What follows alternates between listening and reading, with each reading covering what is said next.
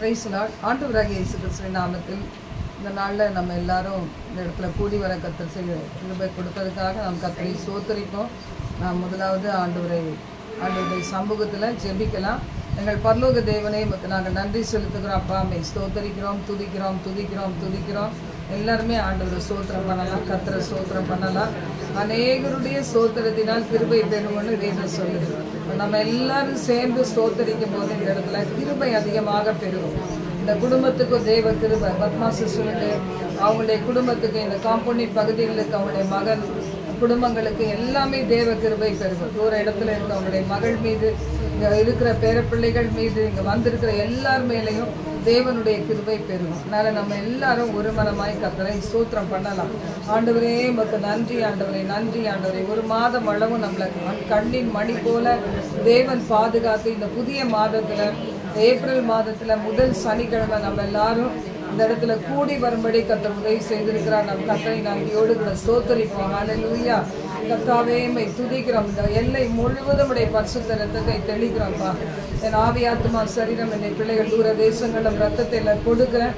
வந்திருக்க என்னோடு வந்திருக்கிற பிள்ளைகள் குடும்பங்களாக தனித்தனியாக இந்த ரத்தத்தில் மறைப்பீராக. இந்த வீட்டின் பகுதிகள், இந்த காம்பவுண்டின் பகுதிகளை கல்வாரின் ரத்தத்தில் மறைப்பீராக. குறிப்பாய் நாங்கள் ஜெபிக்கிற இந்த இடத்தை இந்த ரத்தத்தில் மூடும். இந்த மகிமை இறங்கி வருவதாக என் ஆண்டவரை துதியின் ஆவியினால் நிரப்புவீராக. ஆண்டவரே இந்த இடத்துல கர்த்தருடைய வல்லமை இறங்கி வரட்டும். இயேசு கிறிஸ்துவின் ரத்தம் சகல பாவங்களை நீக்கி நம்மை சுத்திகரிக்கும் என்ற வசனத்தின்படி இந்த ரத்தம் இறங்கி எங்கள் ஒவ்வொருவரையும் சுத்திகரிக்கட்டும். இயேசு கிறிஸ்துவின் ரத்தம் ஜெயம், இயேசு கிறிஸ்துவின் ரத்தம் ஜெயம். நசனாக இயேசு கிறிஸ்துவின் ரத்தம் ஜெயம். ஹல்லேலூயா, ஹல்லேலூயா. ஸ்தோத்திரம் இயேசுநாதா, உமக்கென்றும் ஸ்தோத்திரம் இயேசுநாதா. ஸ்தோத்திரம் இயேசுநாதா, உமக்கென்றும் ஸ்தோத்திரம் இயேசுநாதா. ஸ்தோத்திரம் செய்கிறோம் நின்னடியார் திருநாமத்தின் ஆதரவில். ஸ்தோத்திரம் செய்கிறோம் நின்னடியார் திருநாமத்தின் ஆதரவில்.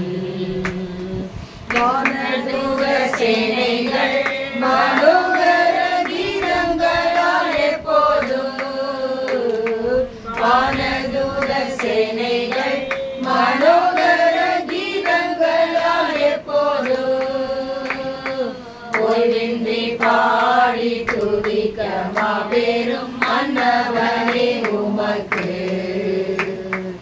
ஓய்வின்றி பாடி துதிக்க மாபெரும் மன்னவனே உமக்கு. இன்றைய தினமதிலும் ஒரு வித்து கூட உன்னாமத்தினார். இன்றைய தினமதிலும் ஒரு வித்து கூட உன்னாமத்தினார். கந்தனின் கிருபைக்காக உமக்கென்றும் ஸ்தோத்திரம் ஸ்தோத்திரமே. கந்தனின் கிருபைக்காக உமக்கென்றும் ஸ்தோத்திரம் ஸ்தோத்திரமே. நீரல்லால் எங்களுக்கு பரலோகில் யாருண்டு ஜீவனாதா. நீரல்லால் எங்களுக்கு பரலோகில் யாருண்டு ஜீவனாதா. நீரே அன்றி இதத்தில் வேறொரு தேற்றமில்லை வாரனே. நீரே அன்றி இதத்தில் வேறொரு தேற்றமில்லை வாரனே. இத்தனை மகனுள்ள பதவியும் பிள்ளைகள் எங்களுக்கு, இத்தனை மகத்துவமுள்ள பதவியும் பிள்ளைகள் எங்களுக்கு. எத்தனை மாதயவு கிருபை, எத்தனை ஆச்சரியம். எத்தனை மாதயவு கிருபை, எத்தனை ஆச்சரியம். ஸ்தோத்திரம் இயேசுநாதா, உமக்கென்றும் ஸ்தோத்திரம் இயேசுநாதா. ஸ்தோத்திரம் இயேசுநாதா, உமக்கென்றும் ஸ்தோத்திரம் இயேசுநாதா.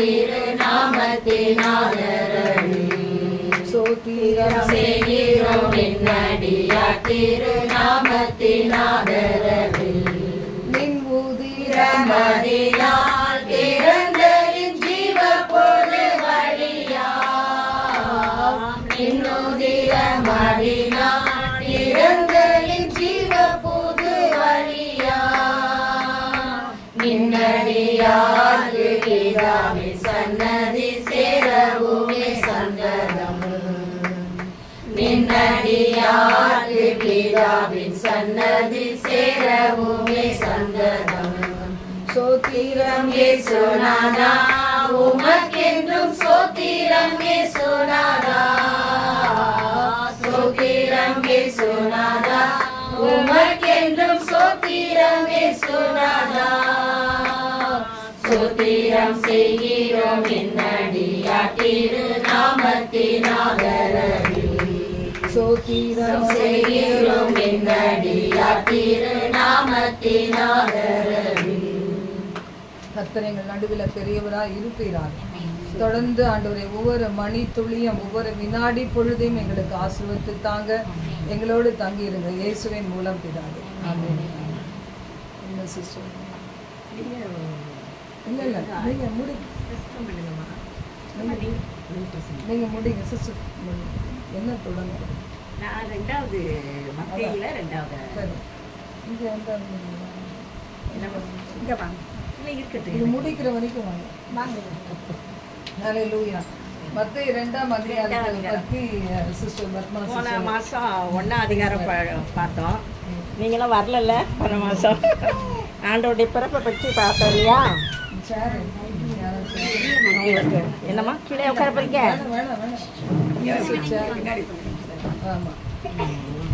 அந்த சேரில் என்னம்மா வாசிக்கிறியாம்மா 2ஆம் அதிகாரம்? வாசி. ஏரோது ராஜாவின் நாட்களிலே யூதாவில் உள்ள பெத்லகேமிலே இயேசு பிறந்த பொழுது கிழக்கிலிருந்து சாஸ்திரிகள் எருசலேமுக்கு வந்து, யூதருக்கு ராஜாவாக பிறந்திருக்கிறவர் எங்கே? கிழக்கிலே அவருடைய நட்சத்திரத்தை கண்டு அவரை பணிந்து கொள்ள வந்தோம் என்றார்கள். ஏரோது ராஜா அதை கேட்ட பொழுது அவனும் அவனோடு கூட எருசலேம் நகரத்தார் அனைவரும் கலங்கினார்கள். அவன் பிரதான ஆசாரியர் ஜனத்தின் வேதபாரகர் எல்லாரையும் கூடி வரச் செய்து, கிறிஸ்துவனர் எங்கே பிறப்பார் என்று அவரிடத்தில் விசாரித்தான். அதற்கு அவர்கள், யூதேயில் உள்ள பெத்லகேமிலே பிறப்பார். அது ஏனென்றால் யூதேய தேசத்தில் உள்ள பெத்லகேமே, யூதாவின் பிரபுக்களில் நீ சிறியதல்ல, என் ஜனமாகி இஸ்ரவேலை ஆளும் பிரபு உன்னிடத்திலிருந்து புறப்படுவார் என்று தீர்க்கதரிசினால் எழுதப்பட்டிருக்கிறது என்றார்கள். அப்பொழுது ஏரோது சாஸ்திரிகளை ரகசியமாய் அழைத்து நட்சத்திரம் காணப்பட்ட காலத்தை குறித்து அவர்களிடம் திட்டமாக விசாரித்து, நீங்கள் போய் பிள்ளையை குறித்து திட்டமாக விசாரிங்கள், நீங்கள் அதை கண்ட பின்பு நானும் வந்து அதை பணிந்து கொள்ளும்படி எனக்கு அறிவிங்கள் என்று சொல்லி அவர்களை பெத்லகேமுக்கு அனுப்பினான். ராஜா சொன்னதை அவர்கள் கேட்டு போகையில், இதோ அவர்கள் கிழக்கிலே கண்ட நட்சத்திரம் பிள்ளை இருந்த ஸ்தலத்துக்கு மேல் வந்து நிற்கும் வரைக்கும் அவர்களுக்கு முன் சென்றது. அவர்கள் அந்த நட்சத்திரத்தை கண்டபோது மிகுந்த சந்தோஷம் அடைந்தார்கள். அவர்கள் அந்த வீட்டுக்குள் பிரவேசித்து பிள்ளையையும் அதில் தாயாகிய மரியாதையும் கண்டு சாஷ்டாங்கமாய் விழுந்து அதை பணிந்து கொண்டு தங்கள் பொக்கிஷங்களை திறந்து பொன்னையும் தூபவர்க்கத்தையும் வெள்ளைப்போலத்தையும் அதற்கு காணிக்கையாக வைத்தார்கள். பின்பு அவர்கள் ஏதேனுக்கு திரும்பி போக வேண்டாம் என்று சொப்பனத்தில் தேவனால் எச்சரிக்கப்பட்டு வேறு வழியாய் தங்கள் தேசத்திற்கு திரும்பி போனார்கள். அவர்கள் போன பின்பு கர்த்தருடைய தூதன் சொப்பனத்தில் யோசேப்புக்கு காணப்பட்டு, ஏரோது பிள்ளையை கொலை செய்ய தேடுவான், அதனால் நீ எழுந்து பிள்ளையையும் அதில் தாயையும் கூட்டிக் கொண்டு எரித்து ஓடிப்போய் நான் உனக்கு சொல்லும் வரைக்கும் அங்கே இரு என்றான். அவன் எழுந்து இறைவிலை பிள்ளையையும் அதில் தாயையும் கூட்டிக் கொண்டு எகிப்துக்கு புறப்பட்டு போய் ஏரோதின் மரண பரியந்தம் அங்கே இருந்தான். எகிப்திலிருந்து என்னுடைய குமாரனை வரவழைப்பேன் என்று தீர்க்கதரிசி மூலமாக கர்த்தரால் உரைக்கப்பட்டது நிறைவேறும்படி இப்படி நடந்தது. அப்பொழுது ஏரோது தான் சாஸ்திரிகளால் வஞ்சிக்கப்பட்டதை கண்டு மிகுந்த கோபமடைந்து ஆட்களை அனுப்பி, நான் சாஸ்திரியத்தில் திட்டமாக விசாரித்த காலத்தின்படியே பெத்லகேமிலும் அதில் சகல இடையிலும் இருந்த 2 வயதுக்குட்பட்ட எல்லா ஆண் பிள்ளைகளையும் கொலை செய்தான். புலம்பலும் அழுகையும் மிகுந்த துக்கம் கொண்டாடுமாகிய கூக்குரல் ராமாவிலே கேட்கப்பட்டது.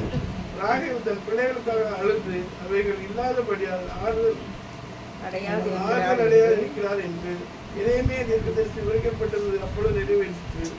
ஏரோது இறந்த பின்பு கர்த்தருடைய தூதன் எகிப்திலே யோசேப்புக்கு சொப்பனத்தில் காணப்பட்டு, நீ எழுந்து பிள்ளையையும் அதன் தாயையும் கூட்டிக் கொண்டு இஸ்ரவேல் தேசத்துக்கு போ, பிள்ளையின் பிராணனை வாங்க தேடினவர்கள் இறந்து போனார்கள் என்றான். அவன் எழுந்து பிள்ளையையும் தாயையும் கூட்டிக் கொண்டு இஸ்ரவேல் தேசத்துக்கு வந்தான். ஆகியோர் அர்க்லாயின் தன் தகப்பனாகிய ஏரோதின் பட்டத்துக்கு வந்து யூதேயாவில் அரசாளுகிறான் என்று கேள்விப்பட்டு அங்கே போக பயந்தான். அப்பொழுது அவன் சொப்பனத்தில் தேவனால் உச்சரிக்கப்பட்டு கலிலேய நாட்டின் புறங்களிலே உலகி போய் நாசரேத் என்னும் ஊரிலே வந்து வாசம் பண்ணினான். நசரேயன் எனப்படுவார் என்று தீர்க்கதரிசியால் உரைக்கப்பட்ட நிறைவேறுபடிப்படி நடந்தது. போன மாதத்தில் நம்ம வந்து என்ன பார்த்தோம்? இயேசுவானவருடைய பிறப்பை பற்றி பார்த்தோம் இல்லையா? யோசேப்புக்கு வந்து மரியாளை வந்து நியமிச்சிருந்தாங்க, நிச்சயம் பண்ணிட்டாங்க. சொல்லப்போனால் நிச்சயம் மாதிரி நடந்திருக்கு. ஆனால் பரிசுத்த ஆவியினால அவங்க கூடி வர முன்னாலே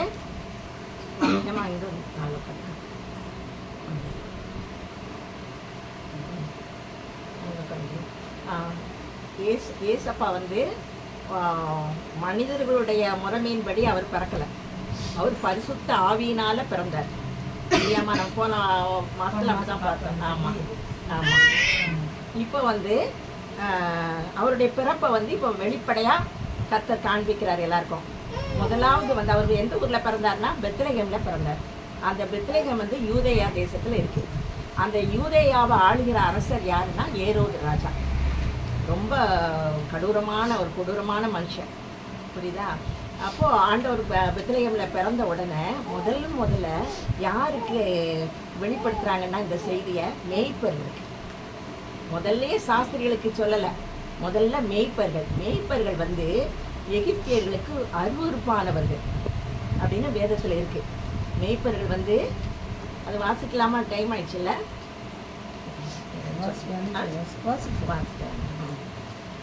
குறிச்சு வச்சுருந்தேன்.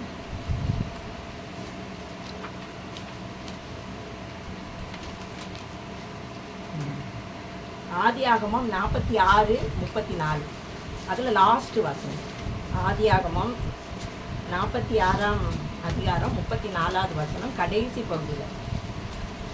நீங்கள் கோசின் நாட்டிலே குறிக்கும்படி அவனை நோக்கி, கடைசியில் வசனம், எங்கள் பிதாக்கள் அடியாராகிய நாங்களும் எங்கள் சிறு வயது முதல் இதுவரைக்கும் மேய்ப்பர்களாக இருக்கிறோம் என்று சொல்லுங்கள். மேய்ப்பர்கள் எல்லாரும் எகிப்தியருக்கு அருவருப்பாக இருக்கிறார்கள். மேய்ப்பர்கள்லாம் யாருக்கு அருவருப்பானவங்க? எகிப்தியர்களுக்கு. மேய்ப்பர்கள்னாலே அது ஒரு மாதிரி, இப்போ நம்ம நாட்டில் கூட தலித்துன்னு அப்படின்னு சொன்னால் அந்த சமூகத்தை வந்து எல்லாரும் என்ன செய்கிறாங்க? அவங்க ரொம்ப தாழ்ந்த ஜாதின்னு அவங்கள ரொம்ப கொடுமைப்படுத்துறாங்க இல்லையா? அதே மாதிரி தான் இந்த மேய்ப்பர்கள்னாலே எகிப்தியர்களுக்கு மிகவும் அருவருப்பானது. அந்த அருவருப்பானவர்கள்ட்ட தான் முதல்ல ஆண்டவர் என்ன செய்கிறாரு? ஆண்டவர் பிறந்த செய்தியை கர்த்தர் வெளிப்படுத்துகிறாங்க இல்லையா? லூக்கா எடுத்துக்கங்க. லூக்கா 2ஆம் அதிகாரம். அனிதா வாசிக்கிறியா? 2 வந்து 8 வாசி. அப்பொழுது அந்த நாட்டிலே மேய்ப்பர்கள் வயல்வெளியில் தங்கி ராத்திரியிலே தங்கள் மந்தையை காத்து கொண்டிருந்தார்கள். அவ்வேளையில் கர்த்தருடைய தூதன் அவர்களிடத்தில் வந்து நின்றான். கர்த்தருடைய மகிமை அவர்களை சுற்றிலும் பிரகாசித்தது. அவர்கள் மிகவும் பயந்தார்கள். தேவதூதன் அவர்களை நோக்கி, பயப்படாதிருங்கள், இதோ எல்லா ஜனத்துக்கும் மிகுந்த சந்தோஷத்தை உண்டாக்கும் நற்செய்தியை உங்களுக்கு அறிவிக்கிறேன். இன்று கர்த்தராகிய கிறிஸ்து என்னும் இரட்சகர் உங்களுக்கு தாவீதின் ஊரிலே பிறந்திருக்கிறார். பிள்ளையை துணிகளில் சுற்றி முன்னெண்ணையிலே கிடத்தியிருக்க காண்பீர்கள். இதுவே உங்களுக்கு அடையாளம் என்றான். போதும். முதல்ல மேய்ப்பற்ற வந்து தேவதூதன் வந்து சொல்கிறாரு, கர்த்தராகிய இயேசு கிறிஸ்து பிறந்திருக்கிறாருன்னு சொல்கிறாரு. உடனே எல்லாரும் என்ன செய்யுங்க? ஸ்கூலில் கூட நாங்கள் இந்த ட்ராமா போடுவோம். எல்லா மேய்ப்பர்கள் என்ன செய்கிறாங்க? ஒரு மேய்ப்பர் வந்து ஆட்டுக்குட்டி எடுத்துக்கிறாங்க, ஒருத்தர் வந்து பால் எடுத்துக்கிறாங்க, ஒருத்தர் வந்து இந்த ஆட்டு தோல் எடுத்துக்கிறாங்க. ஏன்னா ஆண்டவருக்கு பரிசு கொடுக்கணும்ல, பெருங்கையாக போகக்கூடாதுன்னு சொல்லி எல்லாரும் அதை எடுத்துக்கிட்டு பிரயாணம் பண்ணி போகிறாங்க. இங்கே இப்படி இருக்கும்போது கிழக்கு தேசம்னா நம்ம அந்த ஆசியாவிலேயே கிழக்கு பகுதியில் இருக்கிற அந்த தேசத்தில் வான சாஸ்திரிகள் இருந்தாங்க. அவங்களுக்கு என்ன வேலைன்னா எப்போ பாரு அந்த நட்சத்திரங்கள் என்ன செய்யுது, என்ன பண்ணுது. இப்போ கூட அப்படி தானமா நடக்குது. வானத்தில் இந்த சுனிதா வில்லியம்ஸ் இவங்களெல்லாம் கூட அனுப்புனாங்க இல்லையா, ஆராய்ச்சி பண்ணுறதுக்கு என்னென்ன இருக்குது வானத்தில். சந்திரன்லேயே போயிட்டு வந்துட்டாங்க, காலை வச்சுட்டு வந்துட்டாங்க நம்ம இது 3 பேர் போனாங்க இல்லையா, அவன் பேர் தான் ஆம்ஸ்ட்ராங், நீல் ஆல்ட்ரிங், அப்படி ஒரு 3 பேர் போனாங்க. கார்லிங்ஸ் எல்லாம் உண்டு. அவங்கெல்லாம் போய் அவங்க நாட்டு கொடியை கூட ஏற்றி வச்சுட்டு முதல்ல அங்கே போன உடனே வேதத்தை தான் வாசித்தாங்களாம். அவங்க சந்திரனில் போய் வேதத்தை தான் வாசித்தாங்களாம். அந்த அளவுக்கு முன்னேறி இருக்காங்களா. அதே மாதிரி தான் அந்த காலத்துலேயும் இருந்துச்சு. இப்படியே நட்சத்திரங்களை ஆராய்ச்சி பண்ணிகிட்டே இருக்கும்போது ஒரு புதுசாக ஒரு நட்சத்திரம் நல்லா ஒரு ஷைனிங்காக இருக்குது, புது மாதிரியாக இருக்குது. அந்த நட்சத்திரத்தை பார்த்தோன்னே இவங்களுக்கு மனசில் ஒரு எண்ணம் வந்துச்சு, இது ஏதோ ஒரு செய்தியை நமக்கு, முக்கியமான ஒரு செய்தியை நமக்கு அறிவிக்குது, அது என்னன்னு இப்போ நம்ம கண்டுபிடிக்கணும் அப்படின்னு சொல்லிட்டு அவங்க இருக்கும்போது தான் அந்த நட்சத்திரம், அப்போ தான் அவங்களுக்கு தேவதூதனை வந்து அவங்க கனவுலேயே பேசுகிறாங்க. இப்படி கர்த்தராகிய இயேசு கிறிஸ்து பெத்லகேமில் பிறந்திருக்காரு, பிள்ளைய துணியில் சுற்றி வச்சுருக்குறாங்க, நீங்கள் போய் பாருங்கள் அப்படின்னு சொல்லிடும். உடனே நட்சத்திரத்தை பின்தொடர்ந்துக்கிட்டே வராங்க. வரும்போது நேரம் அவங்க என்ன நினச்சிட்டாங்கன்னா, ராஜா வீட்டில் தானே பிறப்பார், ராஜா வீட்டில் தானே பிறப்பாங்கன்னு சொல்லிட்டு நேரம் எங்கே போயிட்டாங்க, ஏரோது ராஜாட்ட போயிட்டாங்க. ஏரோது ராஜாட்ட போய் விசாரிச்சோன்னா அவனுக்கு ஒரே கலக்கம். ஏன்னா தனக்கு விரோதமாக இன்னொரு ராஜா எழும்புறாரு போல, அப்போ நம்ம ஆட்சிக்கு அரசாங்கத்துக்கு ஏதோ கேடு வரப்போகுதுன்னு சொல்லிட்டு அவன் என்ன சொல்கிறான், சரி நைஸாக சொல்கிறான், நீங்கள் போய் பிள்ளைய போய் பார்த்துட்டு வந்துடுங்க, வந்து என்கிட்ட வந்து சொல்லுங்கள், நானும் போய் என்ன செய்கிறேன், பிள்ளைய தொழுது கொள்கிறேன் அப்படின்னு சொல்லி நைஸாக சொல்கிறான். சொன்ன உடனே இவங்களும் சரின்னு சொல்லிட்டு 3 சாஸ்திரிகளும் போகிறாங்க. அந்த நட்சத்திரம் நேராக போய் எங்கே போய் நிற்குது, அந்த பெத்லகேமில் அந்த மாட்டு தொழுவத்தில் முன்னணையில் அந்த மரியாள் அம்மா என்ன செய்கிறாங்க, குழந்தைய கையில் வச்சுட்ருக்காங்க. இவங்களும் 3 பேர் போயிட்டாங்க. அதுக்கு முன்னால் யார் போனது, மேய்ப்பர்கள் போனாங்க இல்லையா, அவங்களும் போய் அவங்க கொண்டு வந்த பொருட்களெல்லாம் காணிக்கையாக வச்சு ஆண்டவரை தொழுது கொள்கிறாங்க. அதே மாதிரி சாஸ்திரிகள் என்ன கொண்டு போனாங்க தெரியுமா, பொண்ணுன்னு என்னது, தங்கம் வந்து எதுக்கு அடையாளம்னு சொன்னால், இப்போ ராஜாக்கள் வந்து தலையில் என்ன வைப்பாங்க, கிரீடம் வைப்பாங்க இல்லையா, அதெல்லாம் தங்கத்தினாலே தான் இருக்கும். அவங்களுடைய சிம்மாசனம் எல்லாமே, அவங்க போட்டுக்க நகைகள் எல்லாமே பொண்ணு. அப்போது ராஜா பிறந்திருக்காருன்னு சொன்ன உடனே அந்த தங்கத்தை கொண்டு போகிறாங்க ஒரு சாஸ்திரி. இன்னொரு சாஸ்திரி வந்து தூப வர்க்கம்னு சொன்னால் அது வந்து சாம்பிராணிலாம் போட்டு புகையாக வரும். அது இந்த மாதா கோயிலெல்லாம் ரொம்ப உண்டு இல்லைம்மா, அங்கே கோயிலில் தூப வர்க்கெல்லாம் போடுவாங்க, நல்லா ஸ்மெல் வரும், நல்லா வீடு முழுசு ஸ்மெல் வர்ற மாதிரி அங்கே ஆலயத்தில் அப்படியே. ஆனால் நம்ம வேதத்தில் இருக்குமா, அது எதில் இருக்குது தெரியுமா, அது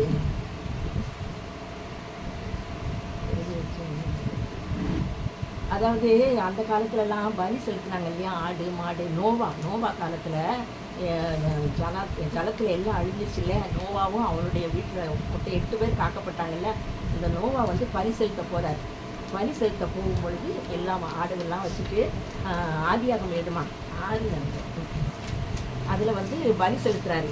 அப்போ கர்த்தர் வந்து அந்த வாசனையை முகர்ந்தார்னு இருக்குமா, 8மா சரி வா. அப்பொழுது நோவா கர்த்தருக்கு ஒரு பலிபீடம் கட்டி சுத்தமான சகல மிருகங்களிலும் சுத்தமான சகல பறவைகளிலும் சிலவற்றை தெரிந்து கொண்டு அவைகளை பலிபீடத்தின் மேல் தகன பலிகளாக பலியிட்டார். கர்த்தர் அந்த சுகந்த வாசனையை கர்த்தர் முகர்ந்தார். அதுக்கு தான் அடையாளமாக அவங்க என்ன செய்றாங்க, தூப வர்க்கம் கொண்டு போறாங்க. இன்னொரு சாஸ்திரி என்ன கொண்டு போறாருன்னா வெள்ளைப்போளம்னா அதுவும் ஒரு வாசனை பொருள் தான். அது எதுக்குன்னு சொன்னால் அடையாளம்னா ஏசப்பாவை கடைசியில் அவர் இறந்த பிறகு அடக்கம் பண்ணுறாங்க இல்லையா, அப்போ அந்த வெள்ளைப்போளத்தெல்லாம் வச்சு அவர் இது பண்ணுவாங்க. அதுக்கு அடையாளமாக இப்போ வெள்ளைப்போளத்தை இவங்க கொண்டு போகிறாங்க. 3 பேரும் கொண்டு போய் ஆண்டவர் காணிக்கையாக வச்சு அவரை தொழுது கொண்டு பணிஞ்சிட்டு என்ன செய்கிறாங்க, சரி ஏரோது ராஜாட்ட போகணுன்னு அவங்க ஐடியா. அப்படி அவர் சொன்னா இல்லையா, திரும்பி வரும்போது என்ன பாருங்கன்னு சொன்னால, அதனால் போகணுன்னு நினைக்கும் போது தேவனால் எச்சரிக்கப்படுறான். தேவதூதன் வந்து கனவுல எச்சரிக்கிறாரு, அங்கே போகாதீங்க, வேறு வழியாக அவங்க நாட்டுக்கு போங்கன்னு சொல்லிட்டாங்க. உடனே இவங்களும் என்ன செய்யிட்டாங்க, வேறு வழியாக போயிட்டாங்க. இந்த ஏரோது ராஜா பார்த்துக்கிட்டே இருக்கான், வருவாங்க அந்த பிள்ளையை குறித்து சொல்லுவாங்க, எல்லாரும் 3 பேரும் சொல்லி பார்த்துக்கிட்டே இருந்தால் இவங்க வரவே இல்லை. உடனே சரி இவங்க ஏமாற்றிட்டாங்க நம்மளை அப்படின்னு சொல்லிட்டு இதுக்கு என்ன செய்யலான்னு சொல்லி சாஸ்திரிகளெல்லாம் கூப்பிட்டு விசாரிக்கும் பொழுது அப்போ 2 வயசுக்குள்ளே இருக்கிற எல்லா பிள்ளைகளையும் அந்த நாட்டில் கொலை செய்யலாமா. எல்லா பிள்ளைகளும் அந்த டிவியில் கூட அந்த இதெல்லாம் பார்க்கும்போது பால் கொடுத்துக்கிட்டே இருக்கும்போது குழந்தைய பிடிச்சிட்டு போய் அப்படியே கட்டி வச்சு அறுத்து போட்டுருவாங்க. அப்படியெல்லாம் நடக்கும். அதான் அதில் ஒரு தீர்க்கதரிசி கூட சொல்லுவாங்க பாரு, ராமாவிலே அதை எடுமா மற்ற இல்லை, எரேமியா தீர்க்கதரிசி சொல்லுவார் மாதிரில, ராகேல் தன் குழந்தைகள் இல்லாதனால அழுது ஆறுதல் அடையாது இருக்கிறாள் அப்படின்னு சொல்லி எரேமியா தீர்க்கதரிசி சொல்லுவார்னு இந்த மத்தேயு 2:18 பாருமா. இல்லை 18 17 18 ரெண்டுலேயும் வருது இல்லையா. கடைசியில் பிள்ளையை கொலை செய்யணும்னு நிறைய பேரை கொண்டு விட்டாங்க. சின்ன சின்ன குழந்தைகளெல்லாம் கொலை பண்ணிட்டான். அந்த நேரத்தில் ராத்திரியிலே சொப்பனத்தில் யோசேப்புக்கு தேவதூதன் சொல்கிறாரு, நீங்கள் வந்து குழந்தைய கொலை செய்கிறதுக்கு வழி தேடுறான், நீ பிள்ளையை தூக்கிட்டு தாயை கூட்டிகிட்டு நீ இந்த இடத்த விட்டு ஓடிடு அப்படின்னு சொல்லி. உடனே அந்த கொலை செய்கிறதுக்கு முன்னாலேயே இவங்க என்ன பண்ணுறாங்க, ஒரு கழுதை, அந்த காலத்தில் கழுதில் தானே போவாங்க, இப்போ மாதிரி ஷேர் ஆட்டோ அதெல்லாம் மாதிரி கிடையாது. எதுக்கெடுத்தாலும் கழுது தான். கழுதை மேலே அந்த அம்மாவையும் வச்சுக்கிட்டு அந்த குழந்தையும் வச்சுக்கிட்டு அப்படியே கால்நடையாக மேடு பள்ளம் மலைகள் குன்றுகள் அப்படியே முட்கள் இதெல்லாம் கடந்து போய் அவங்க என்ன செய்யிட்டாங்க, நாசரேத்து ஊருக்கு போயிட்டாங்க. அப்போ ஆண்டவர் தப்புவிக்கப்பட்டார் இல்லையா, அவன் கொலை செய்ய முடியல, அது எப்படி முடியும் இல்லை ஆண்டவரை. அங்கே போய் அவர் அங்கே இருந்தாங்க. அப்புறம் அதுக்குள்ளே ஏரோது இங்கே இறந்துட்டார். ஏரோது ராஜா இறந்த உடனே அப்போ கர்த்தர் சொல்கிறாங்க, சொப்பனத்தில் தூதன் சொல்கிறாரு, பிள்ளைய கொலை செய்யணும்னு நினச்சவன் இறந்துட்டான், நீ கூட்டிகிட்டு உங்கள் ஊருக்கு போங்க, இஸ்ரவேல் தேசத்துக்கு போங்கன்னு சொன்னோன்னே இவங்க என்ன செய்கிறாங்க, வராங்க. 2வது அதிகாரம் நாசரேத்தூரில் அதை நசரேயன் எனப்படுவார்னு ஒரு இது வருது. அதை நாசரேத்தூரில் அவர் வளர்ந்ததுனால நசரேயன் சொல்லுவாங்க. நசரேய விரதம்னு ஒன்று இருக்குது. சிம்சோன் முடி வந்து கட் பண்ணக்கூடாது அப்படின்னு சொல்கிறாங்க இல்லையா, அது கூட நசரேயன்னு சொல்லுவாங்க. ஆனால் ஆண்டவருக்கு வந்து நாசரேத்து ஊருக்கு வந்ததுனால அதில் வளர்க்கப்பட்டார். அங்கே அந்த ஊர் நசரேயன்னு சொல்லுவாங்க. 2வது அடுத்து ஜெபத்துக்கு சொல்லு. நீங்கள் சொல்லுங்க. அது கடைசி காய்கறி. ஹல்லேலூயா ஹல்லேலூயா. மத்திய 2ஆம் அதிகாரத்துலேருந்து உங்களுக்கு நல்லா விளக்கமாக ஒரு பைபிள் ஸ்டடி மாதிரி சிஸ்டர் சொல்லியிருக்கிறாங்கல்ல. எத்தனை முறை நம்ம பைபிள் படித்தாலும் ஒவ்வொரு முறையும் பரிசுத்த ஆவியானவர் நமக்கு புது விதத்தில் நம்மோடு கூட பேசுகிற ஆண்டவர். அதனால் இந்த இடத்துல கேட்குதா, அங்கே கேட்குதா, சத்தம் கேட்குதாப்பா? அங்கே வெளியே ரொம்ப அதான் எனக்கு தள்ளி வந்துடலாம். இல்லை இவங்கெல்லாம் தள்ளினாங்கன்னா அவங்க உள்ளே வந்துடுவாங்க. காற்றுல வந்து வரல கொஞ்சம் முன்னாடி அவரை சொல்லலை இவங்களுக்கு அவர் கொஞ்சம் கேட்டா நல்லா இருக்கும். சரி, ஓகே. அடுத்தது நம்ம பார்க்கலாமா? ஹல்லேலூயா. விண்ணப்பத்தை கேட்பவரே, என் கண்ணீரை காண்பவரே, சுகம் தருபவரே, ஸ்தோத்திரம் இயேசையா. என் விண்ணப்பத்தை கேட்பவரே, என் கண்ணீரை காண்பவரே, சுகம் தருபவரே, ஸ்தோத்திரம் இயேசையா.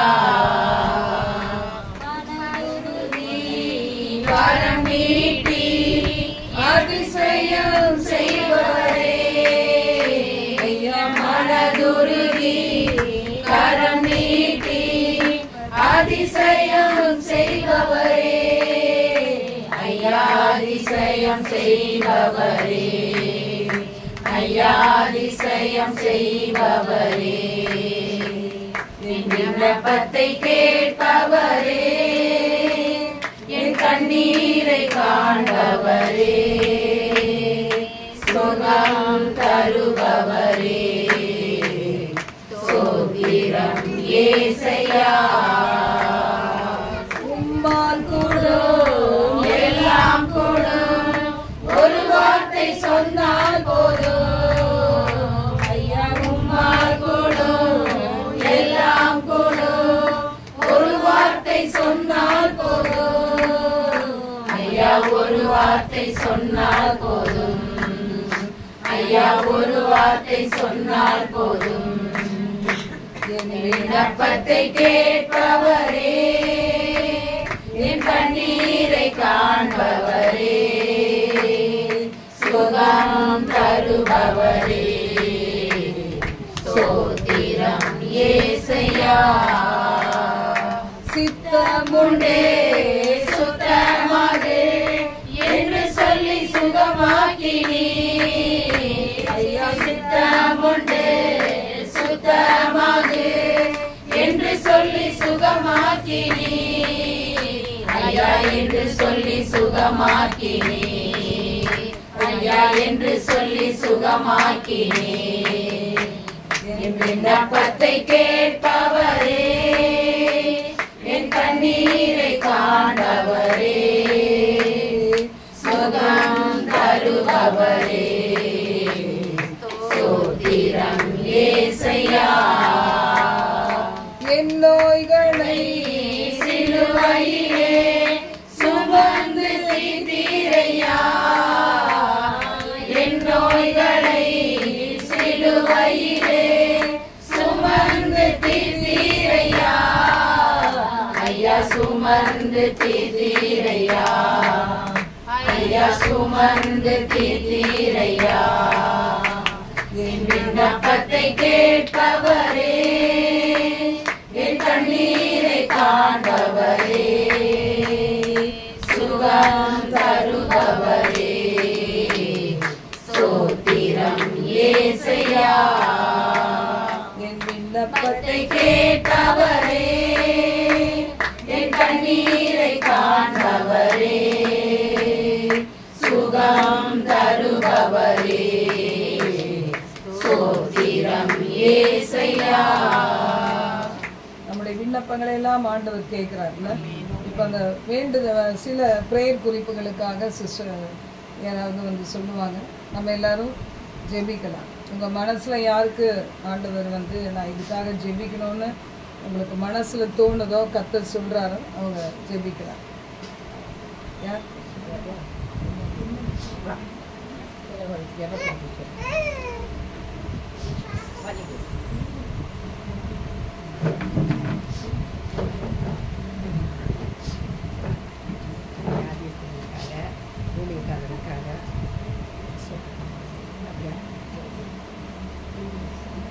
இப்போ வியாதிஸ்தங்களுக்காக யாராவது ஒருத்தர் ஜெபம் பண்ணலாம். கேன்சர் வந்து இப்போ வந்து நிறைய இருக்குது. அந்த கேன்சர் செல்கள் எல்லாம் அழிக்கப்படணும் அப்படின்னு சொல்லி ஜெபம் பண்ணலாம்.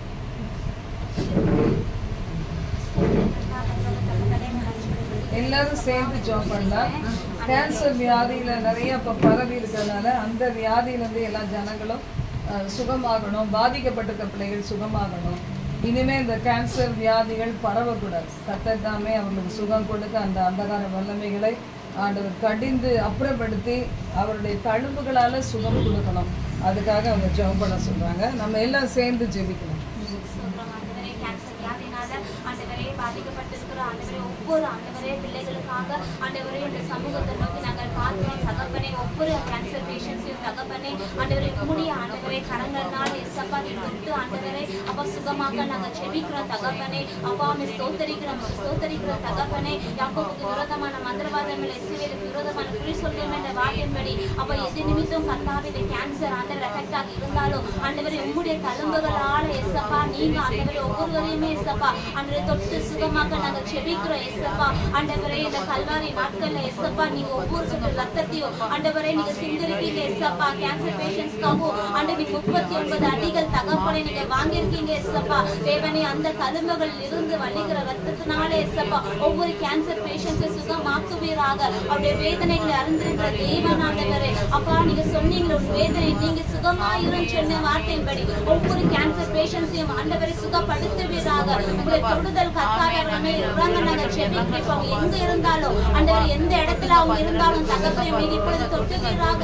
இயேசுவே அவரை சுகப்படுத்துவீராக. இந்த கேன்சர் செல்ஸ் இயேசுவின் நாமத்தாலே அப்பா நாங்கள் சுட்டரிச்சு போடுகிறோம். அந்த சரீரத்தை பிடிக்கிற அந்த கேன்சர் செல்ஸ் அந்த அந்தகார கிரியைகள் பிசாசு கிரியைகள் எதுவா இருந்தாலும் எல்லாவற்றையும் இயேசுவின் நாமத்தில் நிர்மூலமாக்கி நாங்கள் செபிக்கிறோம் தகப்பனே. ஆண்டவரே விடுதலை ஆக்குவீராக. எத்தனை கேன்சர் பேஷண்ட் சுகப்படுத்தின தேவன் தாமே ஒவ்வொரு ஆண்டவரை கேன்சர் பேஷண்ட் சுகப்படுத்துவீராக.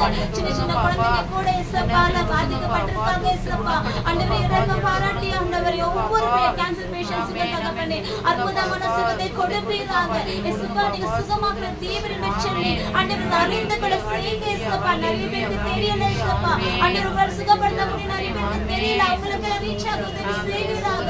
ஆண்டவரே ஒவ்வொரு கேன்சர் பேஷண்ட்ஸ் சுகப்படுத்தி ஆண்டவர் நம்ம நார்மலாக்கி அவங்க ஜீவனில் நடக்கிற நன்மையும் கிருபையும் தொடர சொன்ன வார்த்தையின்படி அவங்களை மாற்ற சுகப்படுத்த நாங்கள் செபிக்கிறோம் தகப்பனே. அப்படிப்பட்ட பிள்ளைகள் சபைக்கு கொண்டு வருவீராக, சுகப்படுத்துவீராக தகப்பனே. அது ஒவ்வொரு ஹாஸ்பிட்டல்ல கிளினிக்ல எங்கெல்லாம் அட்மிட் இருந்தாலும் அதை தொடுவீராக, ஹாஸ்பிட்டல் மினிஸ்டர் செய்கிற பிள்ளைகள் நம்ம தொடுவீராக, ஆனா அக்காவுக்கு இருக்கிற சர்ச்சில் தொடுவீராக இயேசப்பா கொண்டு வந்து சுகப்படுத்தி அவங்க சுகப்படுத்த நாங்கள் செபிக்கிறோம் தகப்பனே. நீர் அறிவீர் அவங்க வேதனைகளை நீங்க சுகப்படுத்தி அவளை சாட்சிகளை நிறுத்துவீராக. உங்களுடைய கருத்துல தாழ்த்தி ஒப்பு கொடுத்து செபிக்கிறோம். யெகோவா ரப்பா நீ சுகம் தந்துங்க நாமத்தை மகிமைப்படுத்துங்க. எல்லாத்தையும் கனமும் மகிமையும் தேவன் ஒருவருக்கே செலுத்துகிறோம். இயேசு கிறிஸ்துவின் நாமத்தில் வேண்டிக் கொள்கிறோம் எங்கள் ஜீவனுள்ள நல்ல பிதாவே, ஆமென். இயேசு என்னும் நாமமே நாமமே என் ஆத்துமாவின் கீதமே கீதமே என் நேசரேசுவை நான் என்றும்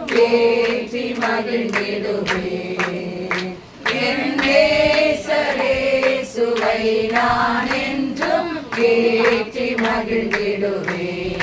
தாய் தன் பாலகனையே மறப்பினும் நான் மறவேன் என்று சொன்னதால், தாய் தன் பாலகனையே மறப்பினும் நான் மறவேன் என்று சொன்னதால், தாழ்த்தி என்னை அவர் கையில் தந்து ஜீவ பாதை என்றும் ஓடுவேன். தாழ்த்தி என்னை அவர் கையில் தந்து ஜீவ பாதை என்றும் ஓடுவேன். இயேசு என்னும் நாமமே நாமமே என் ஆத்துமாவின் கீதமே கீதமே என் நேசரேசுவை நான் என்றும் ஏற்றி மகிழ்ந்திடுவேன். என் நேசரேசுவை நான் என்றும் ஏற்றி மகிழ்ந்திடுவேன். பிறகு இந்த மது பழக்கத்துக்கு அடிமையாகி நிறைய பேர் இருக்கிறாங்க. பிள்ளைங்களெல்லாம் கேட்டோன்னா பேரண்ட்ஸு நைட்டு வந்து அவ்வளோ கஷ்டப்படுத்துறது, அவங்க சாப்பாட்டுக்கு இல்லாமல் கஷ்டப்படுறதெல்லாம் சொல்லும்போது ரொம்ப இதாக இருக்குது. அதனால இந்தியா முழுவதுமே இந்த மது பழக்கம் என்ன செய்யணும், அடியோடு ஒழிக்கப்படணும்னு சொல்லி எல்லாரும் ஸ்தோத்திரம் கர்த்தாவே, ஸ்தோத்திரம் ஸ்தோத்திரம் ஸ்தோத்திரம். துதிக்கிறோம் துதிக்கிறோம் துதிக்கிறோம். அருமையான இந்த வேளையிலும் கர்த்தாவே, அருமையான மகள் சொன்ன இந்த அருமையான ஜெப குறிப்பு உங்களுடைய கருத்தில் ஒப்பு கொடுக்குற கர்த்தாவே. அப்பா எங்கே பார்த்தாலும் ஒவ்வொரு தெருவிலும் ஆண்டவரே ஒவ்வொரு கடை ஆண்டவரே கண்டிப்பாக மது கடை இருக்குதப்பா. அந்த பெண்கள் வழியில் போகவே முடியலப்பா. ரெண்டு பக்கமும் குடிச்சிட்டு விழுந்து கிடக்குறாங்கப்பா. ஆண்டவரே அந்த பிள்ளைகளெல்லாம் கண்ணோக்கி பாருங்கப்பா. எங்கள் அரசாங்கம் அந்த மதுக்காக ஆண்டவரை எவ்வளவோ ஆண்டவரை உற்சாகப்படுத்தி அவங்களை குடிக்க வைக்கிறாங்கப்பா. அதன் மூலம் கிடைக்கிற வருமானத்தில் அரசாங்கத்தை நடத்தி கொண்டு இருக்கிறாங்க தகப்பனே. ஆண்டவரே எங்கள் அரசாங்கத்தில் உள்ள எல்லாரையும் நீங்கள் ரட்சிக்க வேணுமா செபிக்கிறோம் ஆண்டவரே. விசேஷமாக முதலமைச்சருக்கு தான் 2 மது ஆலைகள் இருப்பதாக ஆண்டவரை சொல்லுகிறார்கள் தகப்பனே. அந்த மது ஆலைகளெல்லாம் மூடி போட வேணுமா செபிக்கிறோம் ஆண்டவரே. சோத்திரம் சோத்திரம் உங்களால முடிய தகப்பனே. அப்பா சோத்திரம் சோத்திரம். வட இந்தியாவில் குஜராத்துங்கிற இடத்துல அந்த மது கடையே இல்லைங்கிறாங்கப்பா. அந்த அளவுக்கு கர்த்தாவை எங்க தமிழகத்துல வரணுமாப்பா. எல்லா மது கடைகளையும் நீங்க மூடி போட வேணுமா செபிக்கிறோம் ஆண்டவரே. அதனால கர்த்தாவை பிள்ளைகள் குடிச்சிட்டு ஆண்டவரே வீட்டுல எவ்வளவோ போராட்டம், வருமானம் இல்ல ஆண்டவர் வீட்டோட பொருட்களெல்லாம் கொண்டு போய் வித்து வித்து குடிக்கிறாங்கப்பா. ஆண்டவரே மனைவிமாரையும் பிள்ளைகளையும் அடிக்கிற அடியும் கொடுமை படுத்துற கொடுமையெல்லாம் தாங்க முடியலப்பா. ஏசப்பா நீங்க இரக்கம் பாராட்டி ஆண்டவரே மதுங்கிற அரக்கனை எங்க நாட்டை விட்டு நீங்க சொரத்த வேணுமான்னு நினைக்கிறீங்க ஆண்டவரே. எங்க அரசாங்கத்துல இருக்கிற எல்லா அதிகாரிகளையும் எங்க ரட்சிங்கப்பா ரட்சிங்கப்பா. ஆண்டவரே எங்க இந்தியா எவ்வளவோ செழிப்பான நாடப்பா. எவ்வளவோ மண்வளம் நிலவளம் நீர்வளம் கனிம வளம் எல்லாம் நிறைஞ்சு இருக்கிற நாடப்பா. அதனாலதான் முகலாய அரசர்கள்லாம் வந்து எங்க நாட்டுக்கு வந்து படையெடுத்து வந்தாங்கப்பா. ஆண்டவரே அந்த வளத்தெல்லாம் ஆண்டவரை பயன்படுத்தலாமப்பா. அந்த குடிய வச்சுதானா நாட்டை நடத்தணும். ஏசப்பா நீங்க தலைவர்களுக்கு ஆண்டவரே நீங்க பேசணும்ப்பா. அவர்கள் இதயத்துல இந்த மதுக்கடையெல்லாம் மூடுபடியான கிருபையை தாங்க தகப்பனே. ஆண்டவர் குடிக்கிற எல்லா பிள்ளைகளையும் நீங்க ரட்சிங்கப்பா. குடிச்சு குடலெல்லாம் வெந்து கடைசியில மரணத்தை நோக்கி சின்ன வயசுல போறாங்கப்பா. அதனால இந்த பிள்ளைகள்லாம் தகப்பனை இழந்து கண்ணீரோடு இருக்கிறாங்கப்பா. சில இடங்கள்ல பெண்கள் கூட குடிக்க ஆரம்பிச்சிட்டாங்கப்பா. அந்த கண்ண சாராயம் சொல்றாங்கப்பா, அந்த கண்ண குடிச்சு பெண்கள் எல்லாம் கூட இறந்துட்டாங்கன்னு கேள்விப்பட்டோம் தகவலே. ஆண்டவரே நீங்க இறக்கம் பாராட்டி எங்க நாட்டில் இருக்கிற எல்லா ஆண்டவரை குடி கடைகளும் மூடப்பட வேணுமா செபிக்கிறோம் இயேசுவின் நாமத்தினால. உங்களால முடியும் தகவலே, உங்களால கூடாத காரியம் ஒன்றுமே இல்லை ராஜா. உங்க பிள்ளைகள் எவ்வளவு கஷ்டப்படுறாங்கப்பா, நீங்க கண்ணோக்கி பார்த்து கடைகள் எல்லாம் மூடி போடுங்கப்பா. அந்த தலைவர்கள் எல்லாம் நீங்க சந்திங்கப்பா. இல்லாத ஒரு நாடாக இந்தியா மாற நீங்க உதவி செய்யப்பா. இந்த காரியத்தை நீங்க பொறுப்பெடுத்து வழி நடத்துங்க. நீதி கன மகிமை எல்லாம் உமக்கே சொந்த ராஜா. நீங்க பெற்றுக்கொள்ளுங்க இயேசு கிறிஸ்துவின் முதல் ஜபங்கேளு எங்கள் ஜீவனுடைய நல்ல பிதாவே. இதோ மனிதர்கள் மத்தியில் வாசம் செய்பவரே, எங்கள் நடுவிலே வசித்திட விரும்பிடும் தெய்வமே. இதோ மனிதர்கள் மத்தியில் வாசம் செய்பவரே, எங்கள் நடுவிலே வசித்திட விரும்பிடும் தெய்வமே. உமக்கு சிங்காசனம் அமைத்திட உம்மை தொழுகிறோம் இயேசுவே. பரிசுத்த அலங்காரத்துடனே உம்மை தொழுகிறோம் இயேசுவே. எங்கள் மத்தியில் லாவிடும் எங்களோடென்றும் வாசம் செய்யும். எங்கள் மத்தியில் லாவிடும் எங்களோடென்றும் வாசம் செய்யும். அப்புறம் கன்னியாகுமரியில் இப்போ 3 நாட்களாக தொடர்ந்து மழை பெய்து கொண்டே இருக்கிறது. ஆனால் சுனாமி அறிகுறி இருக்குது அப்படின்னு சொல்லி நியூஸ்லலாம் சொல்லியிருக்காங்க. அதனால் இந்த இயற்கை சீற்றங்கள் மனிதர்களை எதுவும் தாக்காதபடி இருப்பதற்காக நம்ம ஜெபிக்கிறோம்.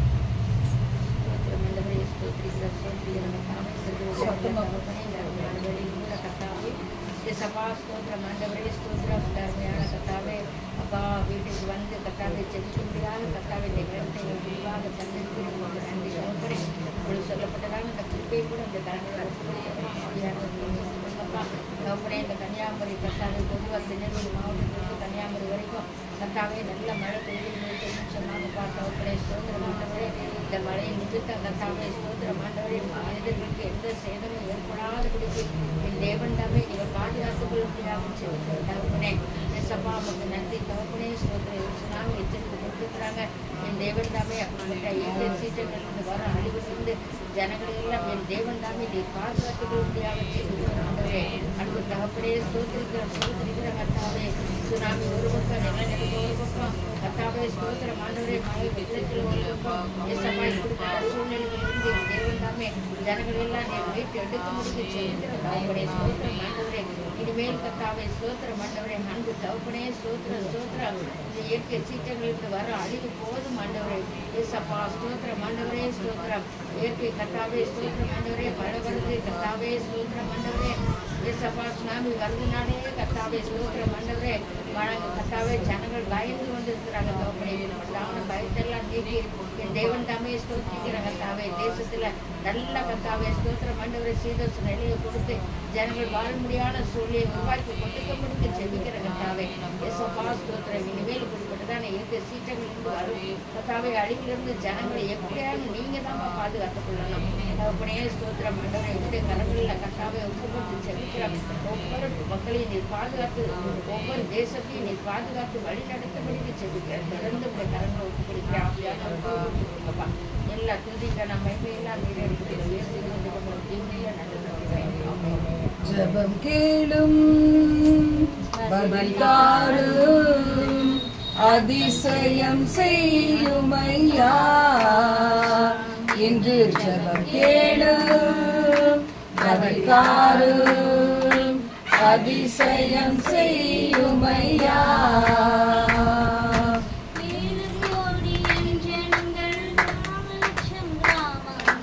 இயேசுவை காண வேண்டும்.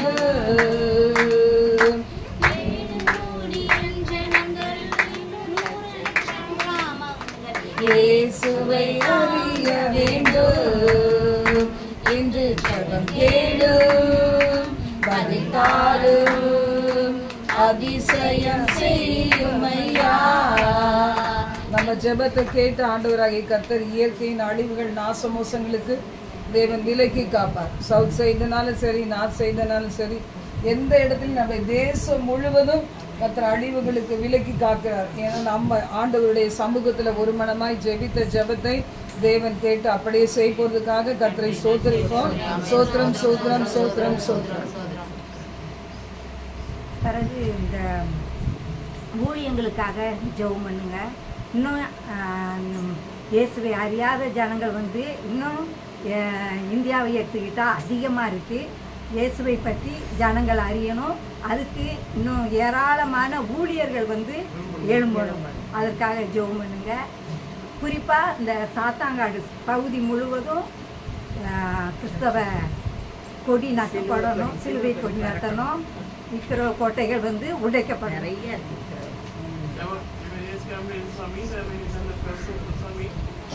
நடக்கிற ஒவ்வொரு ஊழியர்களை ஆசீர்வதிங்கப்பா. அந்த ஊழியர்கள் எங்கெங்க பேசப்படுதோ அங்கே உங்கள் நாமம் தனிப்பட்ட ஜனங்கள் உண்மையே தெய்வமென்று அறிந்து கொள்ள இந்த இவருக்கு செய்யுங்க. அன்றுவரை கல்லுக்கும் மண்ணுக்கும் போய் கால் கடந்து போய் தன்னுடைய வேலையை எல்லாமே செய்கிறாங்க. கிட்ட செலவு பண்ணி இல்லாட்டாலும் கடன் வாங்கி எல்லாம் பண்ணுறாங்க. அந்த மாதிரி போகாதபடி இந்த தேவன் நீரே ஜீவனுள்ள தேவன் என்று உங்களை கண்டுகொள்ள இந்த தேவனுக்கு உதவி செய்ய. நிறைய ஆத்மாக்கள் அன்றரை இடங்கள் பற்றி இயேசு என்றால் என்ன விலை என்று கேட்கிற இடங்கள் கூட இருக்கிறதப்பா. அந்த இடத்துக்குள்ளாம் ஊழியக்கார பிள்ளைங்கள், இந்த வாழைய பிள்ளைங்கள் எழும்பி பிரகாசிக்க உங்களுடைய ஊழியத்தை போய் செய்ய என் தேவன் நீங்க கிருபை செய்ய போகிறதுக்காக சாமி நாங்கள் டெய்லி ஜெபிக்கிறோம். எங்கள் ஜெபங்களுக்கெல்லாம் நீ பதில் தந்து கொண்டிருக்கிறீங்க, தருகிறீங்கப்பா. அதே மாதிரி இந்த ஊழியர்களை பெருகணும். அதனால எல்லா மக்களும் இந்த கிறிஸ்தவ இந்த இந்திய நாடே உடைய கிறிஸ்தவ கொடி பறக்கணும் சாமி. எல்லா மக்களும் நீர் அதற்காக உங்களுடைய வருகையை தாமதித்துக் கொண்டிருக்கிறப்பா. அதனால எல்லாரும் உண்மை ஏற்றுக்கொண்டு உங்களுடைய பிள்ளைகளாக மாற தேவன் நீங்க கிருபை செய்ய போறதுக்காக சொல்றாங்க. எல்லாரையும் ஆசீர்வதிங்க, எல்லாருடைய தேவைகளை சந்திங்கப்பா. காத்துக்கொள்ளும் வழி நடக்கும். இயேசு கிறிஸ்துவின் மூலமாக வேண்டிக் கொள்கிறேன்.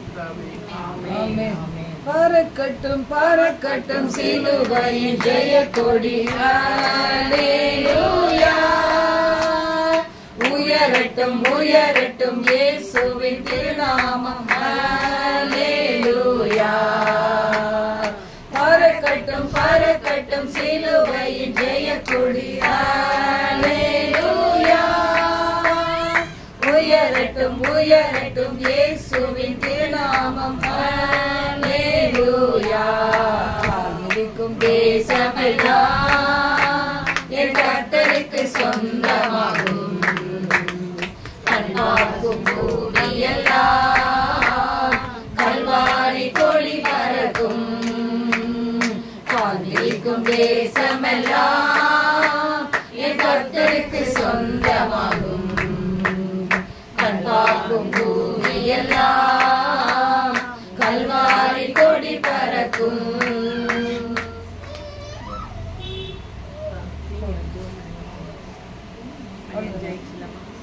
எங்கள் பரலோக தேவனே, இவ்வளவு நேரம் எங்களுடைய ஜபங்களுக்கெல்லாம் நீர் பதில் கொடுத்ததுக்காக கொடான கொடி நன்றி செலுத்துகிறோம். தொடர்ந்து ஒரு கிருபை எங்களோடு இருப்பதாக அப்படி நாம மகிமைப்படட்டும். காத்துக்கொள்ளும் இயேசுவின் நாமத்தில் ஜெபிக்கிறோம் எங்கள் ஜீவனுள்ள நல்ல பிதாவே, ஆமென் ஆமென். இந்த நேரம் தேவனுடைய கிருபை நம்மளோட கூட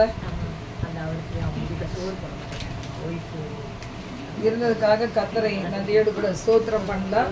இந்த நேரத்தில் ஆண்டவராகிய கர்த்தரை நான் போச்சு துதிச்சு உங்கள் கையில் கூட பேப்பர் கொடுத்துருக்காங்க. அதில் நம்ம ஆண்டவரை நம்ம பாட்டு பாடி நம்ம தேவனை ஆராதிக்கலாம். ஒரு சில பாடல்கள் மட்டும் பாடிட்டு நம்ம வசனங்களை தியானித்து முடிக்க போகிறோம்.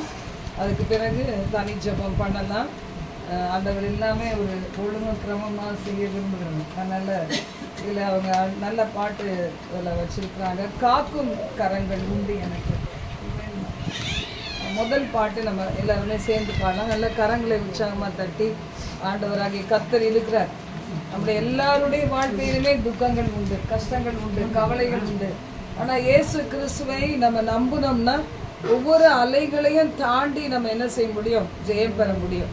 அலைகளை தாண்டி தாண்டி நம்ம நிச்சயமாக ஜெயிக்க முடியும். அதனால் இந்த பாடலை நாம் சேர்ந்து பாடுவோம். ஒரு கையில் இருக்கு பாருங்க. காக்கும் கரங்கள் உண்டெனக்கு காத்திடுவார் கிருபையாலே. காக்கும் கரங்கள் உண்டெனக்கு காத்திடுவார் கிருபையாலே. அல்லேலூயா பாடி பாடி அலைகளை நான் தாண்டிடுவேன். அல்லேலூயா பாடி பாடி அலைகளை நான் தாண்டிடுவேன். நம்புவேன் இயேசுவை, நம்புவேன் இயேசுவை, நம்புவேன் இயேசுவை, நம்புவேன் இயேசுவை. நிந்தனைகள் போராட்டம் வந்தோம் தேவன் தாங்கினாரே. நிந்தனைகள் போராட்டம் வந்தோம் தேவன் தாங்கினாரே. நேசக்கோடி என்னை பறக்க நேசருக்காய் ஜீவித்திடுவேன். நேசக்கோடி என்னை பறக்க நேசருக்காய் ஜீவித்திடுவேன். நம்புவேன் இயேசுவை, நம்புவேன் இயேசுவை, நம்புவேன் இயேசுவை, நம்புவேன் இயேசுவை. கண்மலைகள் வேகும்படியாய் கர்த்தர் உன்னை கரம் பிடித்தார். கண்மலைகள் வேகும்படியாய் கர்த்தர் என்னை கரம் பிடித்தார். காத்திருந்து பலனடைந்து கழுகு போல எழும்பிடுவாய். காத்திருந்து பலனடைந்து கழுகு போல எழும்பிடுவேன். நம்புவேன் இயேசுவை, நம்புவேன் இயேசுவை, நம்புவேன் இயேசுவை, நம்புவேன் இயேசுவை.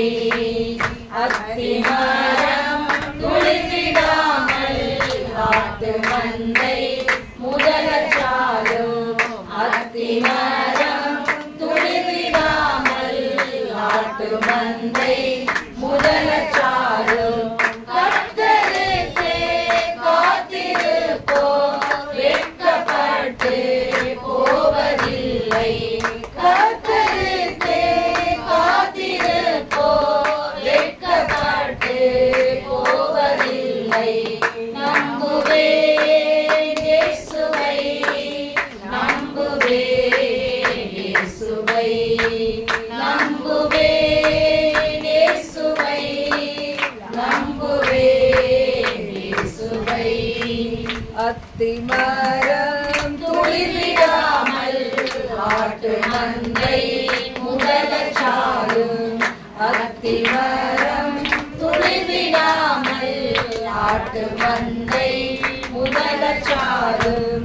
கர்த்தருக்கு காத்திருப்போம் வெட்கப்பட்டு போவதில்லை. கர்த்தருக்கு காத்திருப்போம் வெட்கப்பட்டு போவதில்லை.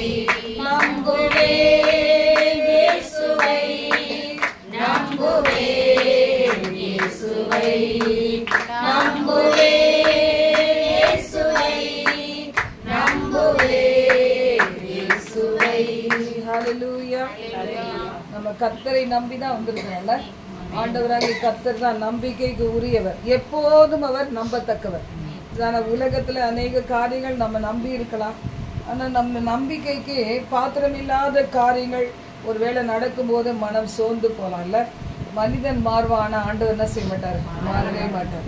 மனுஷர்கள் எல்லாம் நம்ம எல்லாருமே மாறி போகக்கூடியவர்கள் தான்.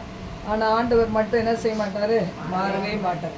நம்ம இயேசுவை பார்த்து நானும் உண்மை போலவே மாறணும்னு சொன்னாதான் நம்ம அவரை போல மாற முடியும். அப்படி இல்லைன்னா என்ன செய்வாங்க? சொல்லுவாங்க, பார்த்தீங்களா, இப்படியே சொல்லி ஏமாத்திடுங்க, நானும் மனுஷர் தானே, அதனால நான் என்ன செய்கிறேன், மாறி போகிறேன் அப்படி சொல்லி நீங்கள் உங்களையே ஏமாத்திக்கிறீங்க அப்படி சொல்லுவாங்க.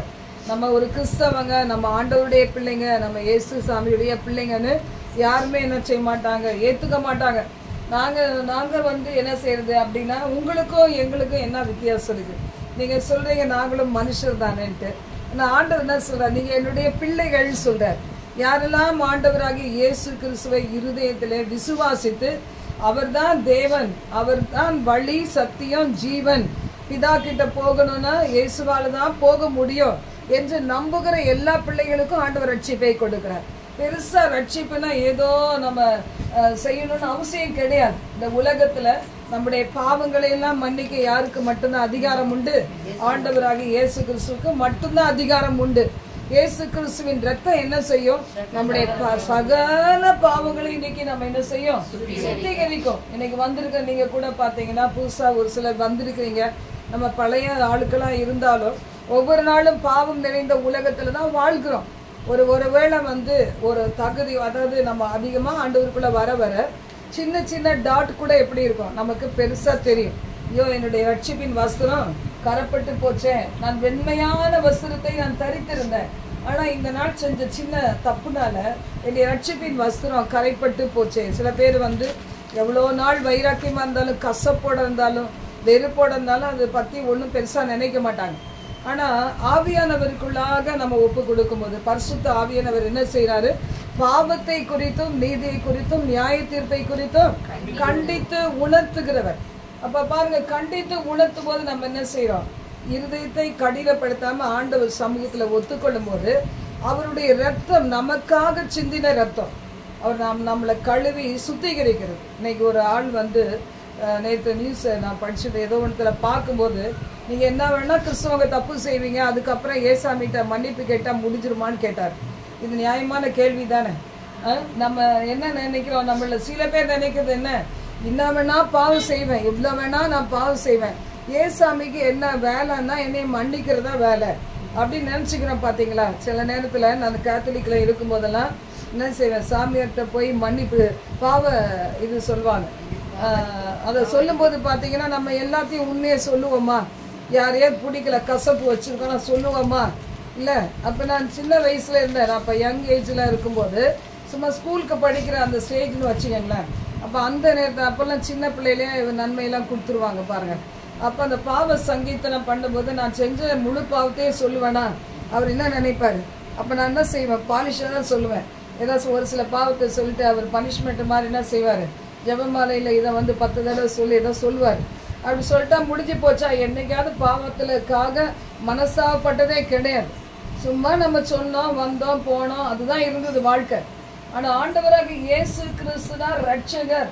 அவர் தான் இந்த உலகத்துல என் பாவங்களையெல்லாம் தன்னுடைய சரீரத்துல சுமந்து தீர்த்தார். நான் பாவம் செய்யும் போதெல்லாம் அவர் அடிக்கப்படுகிறார்.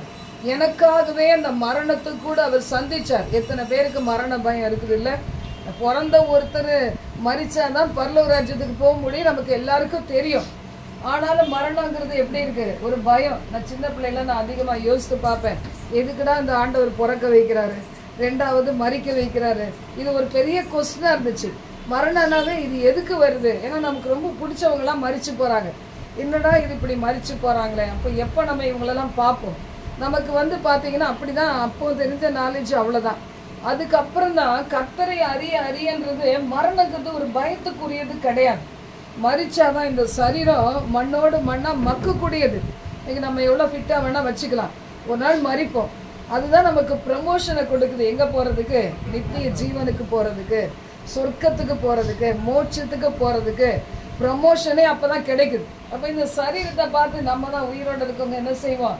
நமக்கு ரொம்ப பிடிச்சவங்க மறிச்சு போயிட்டா, ஐயோ இது என்ன பண்ணுறாங்க, இவ்வளோ தூரம் டிக் பண்ணுறாங்க, மண்ணை தோண்டுறாங்க, கடைசியில் இந்த பாடியை வச்சுட்டாங்க, எப்படி தான் மனசு தான் மண்ணை தூக்கி போட்டுறாங்க அப்படிலாம் நம்ம நினைப்போம் பாருங்கள். அது என்ன செய்ய முடியும்? வேறு என்ன செய்ய முடியும்? வீட்டில் வச்சுக்க முடியுமா?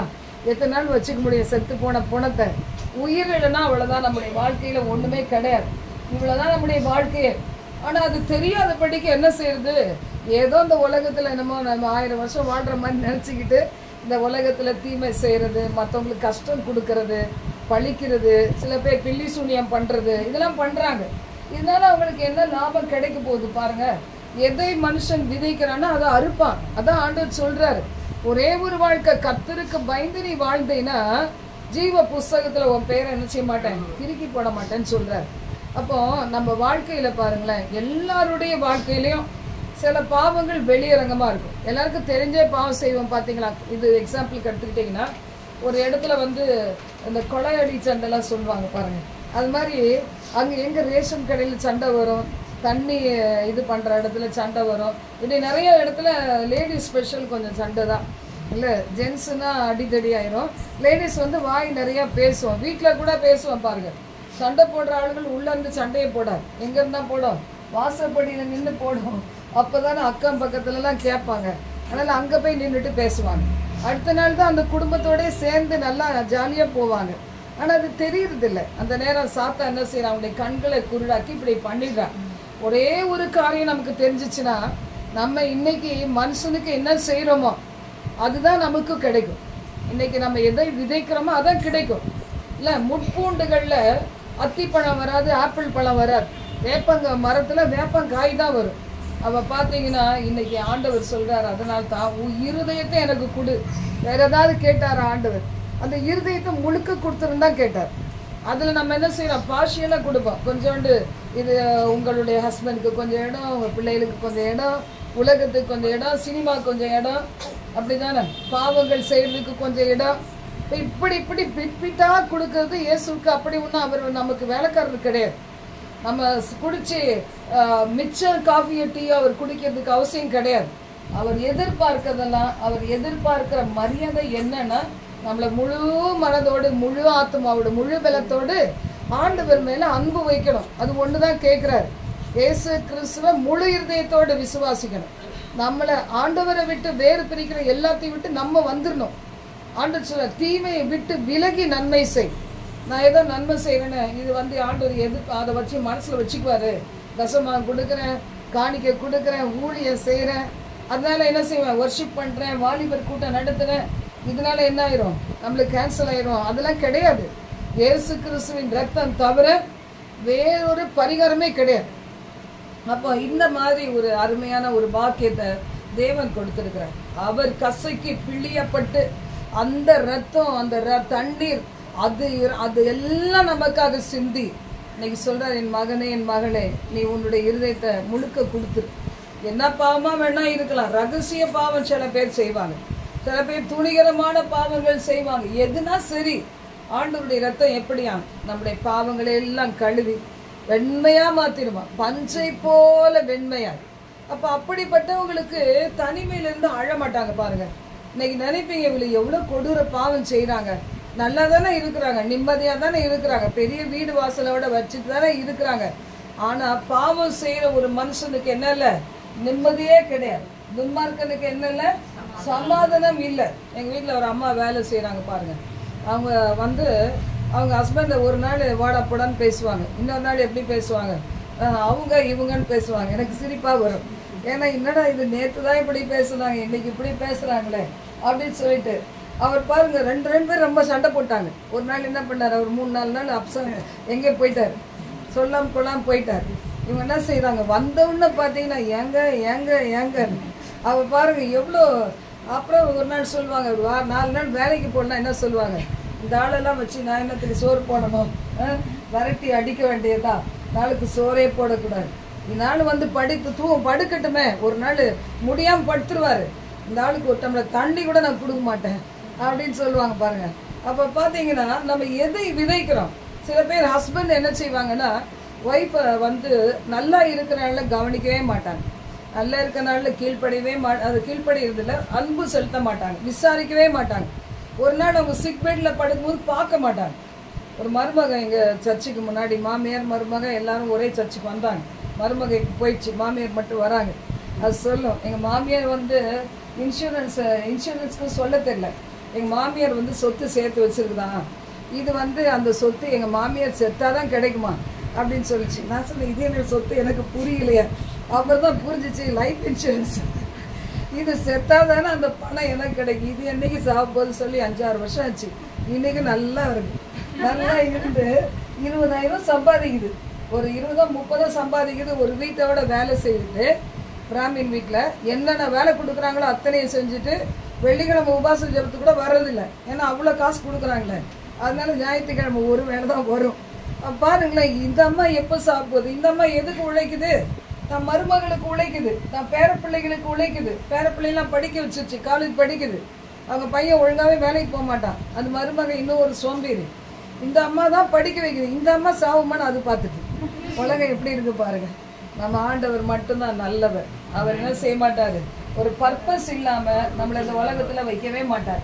அந்த பர்பஸ் என்ன கண்டுபிடிக்கணும். ஆண்டவர் என்னை எதுக்கு இன்னும் உலகத்துல வச்சிருக்கீங்க? எத்தனையோ பேர் மரிச்சு போயிட்டாங்க, ஏன் உலகத்துல வச்சிருக்கிறீங்க? ஆண்டவர் கொடுத்த இந்த வாழ்க்கைய ஆண்டவரே எடுப்பாரு. அது வரைக்கும் வாழ்ந்துதான் ஆகணும், அது வரைக்கும் வாழ்ந்துதான் ஆகணும். இல்லைன்னா என்ன செய்ய, என்னதான் ஆகும் நமக்கு நிலைமை? பிசாசா அலைய வேண்டியதான்.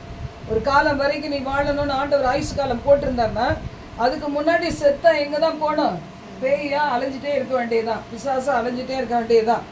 நம்முடைய ஊழியங்கள் எல்லாம் வேற மாதிரி துரத்துவாங்க. சில ஊழியத்தில் என்ன செய்வாங்க, செருப்பு வச்சு தொடப்பக்கட்டையை வச்சு அடிச்சு போன் துரத்தி விடுவாங்க.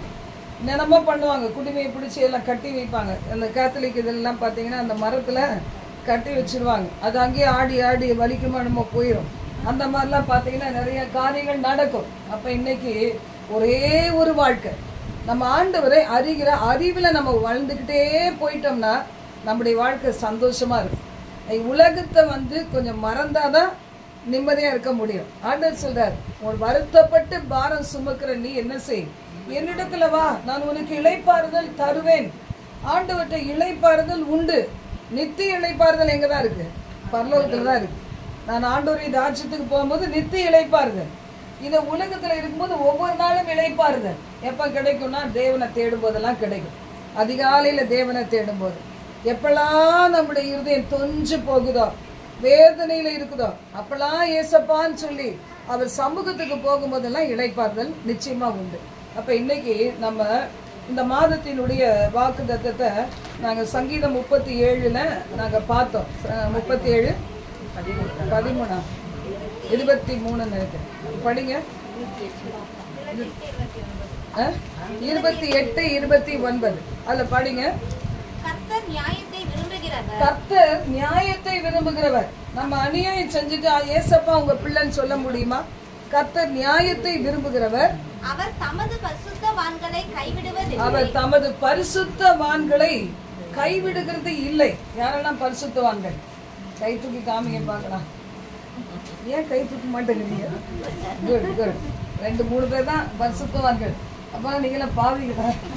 சொல்லுங்க பார்க்கலாம். உலகத்துல இருக்கும்போது நம்ம பாவம் செய்யறோம் தான் இல்ல, சின்ன சின்ன பாவங்கள் இருக்கலாம். ஆனா ஒவ்வொரு நிமிஷம் வினாடியும் நம்ம காத்திருக்கணும். ஏன்னா எப்போ ஆண்டவர் வருவாருன்னு தெரியாது, எப்போ நம்ம சுவாசம் பிரியும்னு தெரியாது. அப்பப்போ நம்ம அழுக்கு பட்டுட்டா ஒரு வஸ்திரத்தை எப்படி உடனே கழுவுறோமோ, எப்போ நம்ம கில்ட்டியா ஃபீல் பண்றோம், தப்பு பண்ணிட்டோம்னு ஆண்டவர் உணர்த்துறாரோ, அப்பவே ஏசப்பா நம்ம மன்னிங்க, எனக்கு கிருபை தாங்க அப்படின்னு சொல்லிட்டு ஆண்டவர் கிருபை தருவார். அதுதான் வழி. ஏன்னா அப்பதான் எனது மரணமோ வருகையினாலோ எது முன்பு என்னை சந்திக்குமோ கடைசி முடிவு நாளில் மறவாதீர் என்னைனாதான் கனிந்து வேண்டுகிறேன். நாதான். அப்போ பரிசுத்தவான்களே அவர் கைவிட மாட்டார். அப்ப இதுல நாங்க தொடர்ந்து கொஞ்ச நாளா பார்த்துட்டோம். இன்னைக்கு நான் இங்க வர்றதுக்காக பார்க்கும்போது, கர்த்தர் உன் தெய்வமானா நடக்கிறது என்ன? கர்த்தர் உன்னுடைய தெய்வமானா நம்முடைய பர்சனல் சேவியரா அவர் இருக்கணும், என்னுடைய சொந்த ரட்சகராக இருக்கணும். இல்ல எத்தனையோ இருக்குது, 33 கோடி தேவர்கள் தேவதைகள் எல்லாமே இருக்கிறாங்க. ஆனா சில பேர் செத்தவங்களை கூட தெய்வமா மாத்திடுவாங்க. பார்த்துருக்கீங்களா? செத்தவங்க மரிச்சவங்க போட்டோ எல்லாம் போட்டு அது தெய்வம் சொல்லி அதுக்கு முன்னாடி வணங்குவாங்க. ஆனா மரித்து உயிரோடு எழும்புகிறவர் தான் எல்லாவற்றையும் கடந்தவர், அவர் தான் கடவுளே. அப்ப மரித்து போனவங்க கடவுளாக முடியாது. பரிசுத்தவான்களா இருக்கலாம், ஆனா நம்முடைய வாழ்க்கையில யாரையெல்லாம் நம்ம இழந்தோமோ அவங்களாம் கடவுள் ஆயிட மாட்டாங்க. அப்ப பாருங்க, இயேசு கிறிஸ்து மட்டும்தான் ஆண்டவர். அவரை நம்ம தெய்வமாக கொண்டிருந்தா நம்ம வாழ்க்கையில என்ன சம்பவிக்கும் அப்படிங்கிறத நம்ம பார்க்கும்போது, சங்கீதம் 145 17ஆம் வசனம் சொல்லுகிறது, நம்முடைய கர்த்தர் எப்படிப்பட்டவரா? அவருடைய வழிகளில் எல்லாம் நீதி உள்ளவர். நோய் என்று எங்கெல்லாம் அநீதி பண்ணிட்டு போக முடியாது, அநியாயம் பண்ணிட்டு பரலோகத்துக்கு போக முடியாது. பாவ அறிக்கை செய்து ஆண்டவர்கிட்ட ரத்தத்தினால் கழுவப்பட்ட ஒரு பரிசுத்த வாழ்க்கை வாழாட்டா நான் அந்த ஹெவனுக்கு போறது நோ என்ட்ரி, அங்க வரவே முடியாது. இப்ப வசனம் சொல்லுது பாருங்க, கர்த்தர் தமது வழிகளில் எல்லாம் நீதி உள்ளவர். யோசேப்புடைய வாழ்க்கை எடுத்து பாருங்க, அநியாயம் நடக்குது, அநீதி நடக்குது.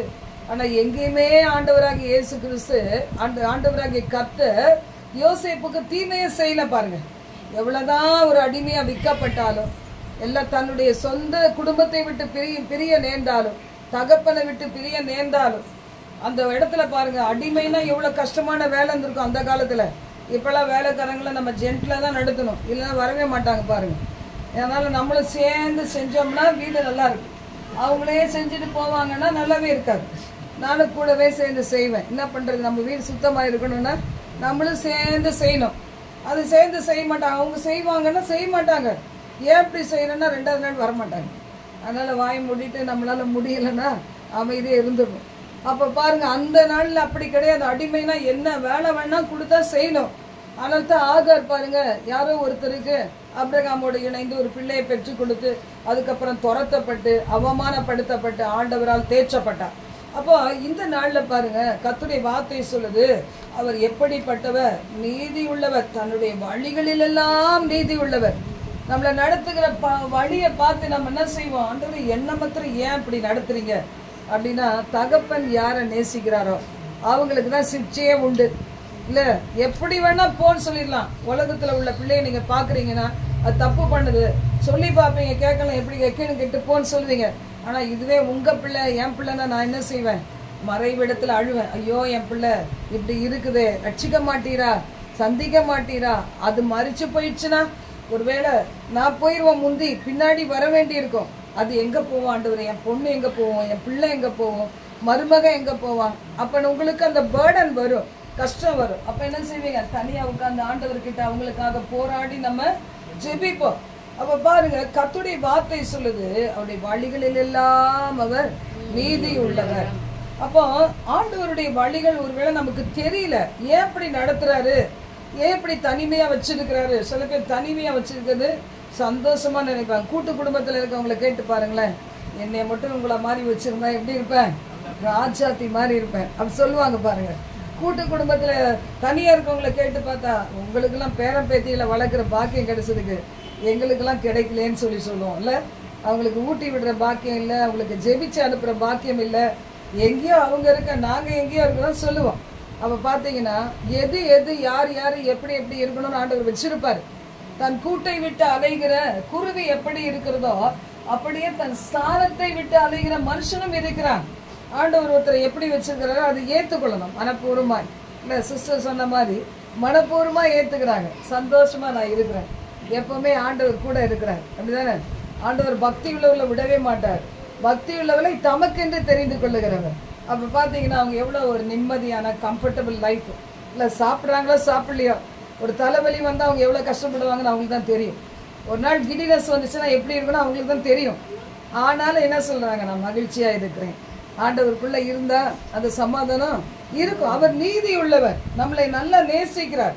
எத்தனை பேர் நம்மளை நேசிக்காம போனாலும் சரி, ஏசப்பா நம்மளை ரொம்ப நேசிக்கிறார். அதனால்தான் அவர் விரும்புகிறபடி நம்மளை நடத்துறார். அடுத்தது பாருங்க, அவர் கிரிகளில் எல்லாம் கிருபை உள்ளவராய் இருக்கிறார். அவருடைய செயல் எல்லாம் கிருபையுள்ள செயல்கள். யோனா பாருங்க, அவன் தேவ சித்தத்துக்கு மீறி அவன் போனதுனால மீனை வந்து கட்லைட்டார் பாருங்க, தூக்கி கடல்ல போடுங்க, நான் தான் தப்பு செஞ்சேன் போட்டாங்க. ஆனா அங்க ஒரு மீன் இருக்குது யோனாக்கு தெரியாது. அப்ப எவ்வளவு கிருபை உள்ளவர் பாருங்க, நீதி உள்ளவர். தண்டிச்சார் தான், ஆனா என்ன செய்யல, அவனை சாகடிச்சு இல்ல, ஒரு மீனை கட்டளையிட்டார். மீனை கட்டளையிட்டு அவன் மீனுக்கு சொல்லிட்டார், நீ என்ன செய்யாத, என் மகன் யோனா கிடைச்சிட்டான்னு அப்படியே உழிக்கிறாத, என் மகனை நீ காப்பாத்தி வச்சிரு, நான் சொல்றத நீ கேட்கணும்னு சொல்லிட்டார். 3 நாளும் அந்த யோனா என்ன செய்தாராம், மீன் வயிற்றுல இருந்து விண்ணப்பம் பண்ணினார்.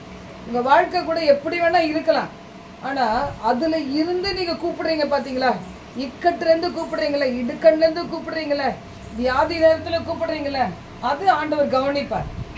வாழ்க்கையில ஒரு முறை நான் தனியா தான் இருக்கிறேன். அப்போ ஒரு நாள் வந்து கொஞ்சம் கூட நினைக்கல, எப்படி 3 மணி போல ஆண்டவர் சொன்னாரு, என் கிருபை உனக்கு போதும், உன் பலவீனத்துல என் பலன் பூர்ணமாய் விளங்கணும்னு சொன்னார். அப்போ நான் நினச்சேன், இன்னும் எப்போ பார்த்தாலும் இதே வார்த்தை கொடுக்குறேன். அன்றைக்கி சண்டே நான் நினச்சேன், இதெல்லாம் ஆண்டவரே வேறு ஏதாவது கொடுங்க ஆண்டவரே, இது எத்தனை முறை நம்ம பார்த்துட்டோம் பாருங்கள், இதே செய்தியாக கொடுப்பான்னு நினச்சிட்டு திரும்பி படுத்து தூங்கிட்டேன். திரும்பி 3 மணிக்கு தூங்கிட்டு 4 மணிக்கு எழும்புறேன். என்னால் எழுந்துக்கவே முடியல. அப்படியே ஒரு தலை சுத்த. நான் அந்த லைஃப்பில் நான் ஒரு நாள் பார்த்ததே கிடையாது. இப்படி எழும்புறேன், அப்படி தள்ளுது. அப்போ என்னால் ஒன்றுமே முடியல. பயம் வேற ஆயிடுச்சு. ஃபர்ஸ்ட் டைம் இந்த மாதிரி ஒரு அந்த கிடினஸை நான் ஃபேஸ் பண்ண உடனே ரொம்ப பயமாயிடுச்சு. என் மகன் யூஎஸ்ஏல இருக்கிறான் இப்போ. அதனால அவனுக்கு தான் ஏதாவது பயம்னா உடனே வீடியோ கால் போட்டுருவேன். இப்போ அவன் கல்யாணம் முடிச்சு, இப்போ போட்டால் உததான் கிடைக்கும். அப்போ கல்யாணம் முடியாமல் இருந்தான். உடனே எந்த ராத்திரினா அவனுக்கு போட்டுருவேன். அவன் உடனே வந்துடுவான் வீடியோ கால், என்னம்மா ஆச்சு அப்படி சொல்லி. அப்போ வந்து கேட்குறான், என்னடா எனக்கு எழுத முடியலடா, இப்படி எழுந்தா பிடிச்சி தள்ளுது, அப்படி இருந்தால் அப்படி பிடிச்சி தள்ளுது, எனக்கு ஒரு இப்படி உட்கார முடியல, படுக்கவும் முடியல, என்ன ஆகுறதுன்னு எனக்கு தெரியவில்லை. அம்மா தண்ணி குடிங்கன்றான். அப்போ தண்ணி இங்கேருந்து எனக்கு சிஸ்டர் உட்காந்துருக்க இடத்துல இருக்குது டேபிளில். நான் எப்படி போய் தண்ணி எடுப்பேன்? ஏன்னா நிற்க முடியல, உட்கார முடியல, ஒன்றும் பண்ண முடியலங்கிற. நீ என்ன தண்ணி எடுக்க குடின்ற, அது அங்கே இருக்குதுடா. எப்படியாவது ஒரு சேர் இது மாதிரி வச்சுருப்பேன் எப்போவுமே. அது வந்து எனக்கு ஏதோ சேஃப்டி மாதிரி ஐசாப்பா அங்கே உட்காந்துக்கிற மாதிரி வச்சுருப்பேன். நான் இப்போ வச்சுருக்கேன், அப்படி வச்சுருப்பேன். அப்போ அந்த சேர்லேயே அது ஏறி உட்காருங்கன்றான். ஏதோ உட்கார முடியவே இல்லை. அவள் பார்த்தீங்கன்னா ஆண்டவர் சொன்ன வார்த்தை அப்போ தான் ஞாபகம் வந்துச்சு. என் கிருபை உனக்கு போதும், உன் பலவீனத்தில் என் பலன் பூர்ணமாய் விளங்குன்னு சொன்னார். அலட்சியமாக நினச்சிட்டோமே அப்படின்னு நினச்சிட்டு என்னால் என்ன செய்யனே தெரில. ஒரு பாஸ்டருக்கு ஃபோன் அடிச்சு அவர் எடுத்தார். ஒரு சின்ன ஜாப் பண்ணிவிட்டு வச்சுட்டார். அவர் போட்டுன்னு வச்சுட்டார். அப்புறமா நான் அசிஸ்டன்ட் பாஸ்டர் ஒருத்தர் வச்சுருந்தேன். அப்போ அவர்கிட்ட சொல்கிறேன், சிஸ்டர் நீங்கள் வந்துடுவீங்க, நல்லா வந்துடுவீங்க, இன்றைக்கி சண்டே சர்ச்சுக்கு வந்துடுவீங்க. அவர் வச்சுட்டார். என்னுடைய அவர் ரொம்ப க்ளோஸாக அந்த சிஸ்டருக்கு போடுறேன், இவங்களுக்கு போட்டேன். இவங்க பையன் கார் வச்சுருக்கிறார். கார் வச்சு நம்மளை கூப்பிட்டு போவாங்கன்னு நினச்சேன். அவங்களும் இல்லை, எடுக்கவே இல்லை. என்னமோ ஒரு சொல்லிட்டாங்க. அப்போ அந்த சிஸ்டர் இந்த வரேன்னு சொன்னாங்க. கரெக்டாக ஒரு 1 hour 1.5 மணி நேரம் கழித்து என்ன அந்த பக்கத்தில் இருக்கிறாங்க சிஸ்டர். அப்போ தான் வராங்க. அந்த நேரத்துக்குள்ளே எப்படி ஆயிருக்கும் பாருங்கள். அப்போ ஆண்டவர் பாருங்கள், அந்த ஸ்டேஜில் கொண்டு போனாலும் அப்புறம் எப்படியோ நான் மேனேஜ் பண்ண எனக்கு தெரியாது. சேரில் உட்காந்து நவுத்தி அப்படியே போய் தண்ணி குடித்தேன். அம்மா ஏதாவது ஃப்ரூட் இருந்தால் சாப்பிடுங்கன்றான். ஃப்ரூட் இருக்குது, அதை கழுவாமல் சாப்பிட முடியாது. கொய்யாப்பழம் எடுத்து வச்சுருந்தேன். என்ன பண்ணுதாம்மா அதெல்லாம் நினைக்காதீங்க, அப்படி தின்னுங்கன்றான். சரி, நான் அதையும் சாப்பிட்டு முடிச்சிட்டேன். அப்போ தான் வயிற்று கலக்குது பயத்தில். என்ன பண்ணுறது? இந்த சேரை பிடிச்சிட்டு இழுத்து பாத்ரூம் போயிட்டு வெளியே வந்துட்டு அது மேலேருந்து இப்படி கொஞ்சம் ஒரு ஸ்கின் சின்னது அதையும் கூட வந்துட்டேன். அப்புறம் எங்கள் வீட்டில் எல்லா கீயும் போட்டேன், லாக்கெல்லாம் போட்டேன், 3 லாக்கு. நான் என்ன பண்ணுறது? அந்த இதையும் அந்த பூட்டையும் திறக்கணும், லாக்கை 3 இது திறக்கணும். என்ன பண்ணனே தெரியல. ஆனால் என்னை எப்படி கடவுள் நடத்தினார்னே தெரியல. எல்லாத்தையும் திறந்து வச்சுட்டு பேசாமல் வந்து உட்காந்தேன்.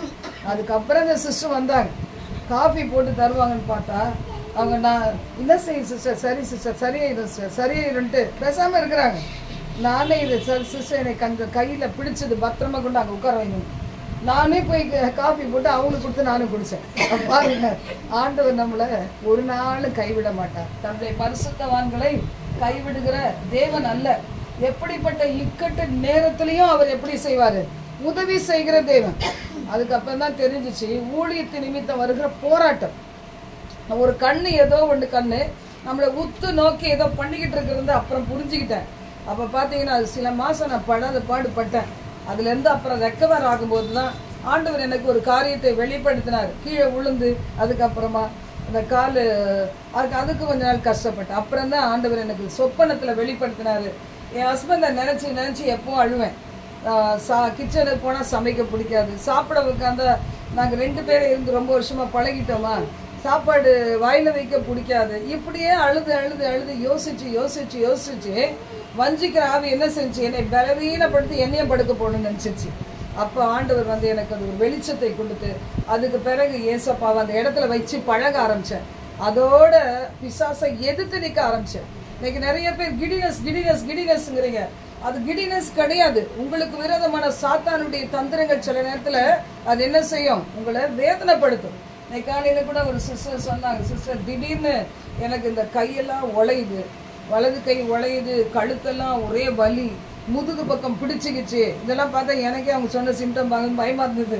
நான் சொன்னேன், சிஸ்டர் உங்கள் பிபி எப்படி 145 கீழே 90 இருக்குது, நாங்கள் இதுவே கொஞ்சம் அதிகம் தானே அப்படின்னேன். அது எனக்கு தெரியல, பிபி மாத்திரை இது வரைக்கும் போடலை, அப்போ நீங்கள் எல்லாம் செக் பண்ணுங்க சார் அப்படின்னு சொன்னேன். அப்புறம் பார்த்தேன் அவங்க சொல்லிகிட்டே போக எனக்கே டென்ஷன் ஆயிடுச்சு. சிஸ்டர் ஜெபிச்சிடலாமா அப்படின்னேன்.